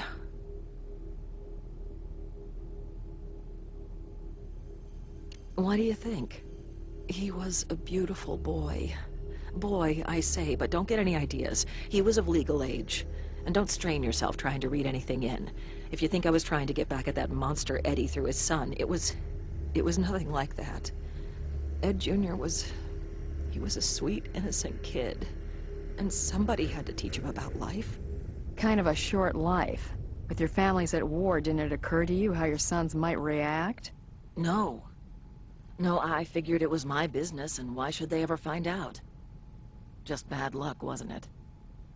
Anyway, I did my best with my boys, raising them the best I could. Well, sure, you could say I made the occasional mistake. I can think of at least 3.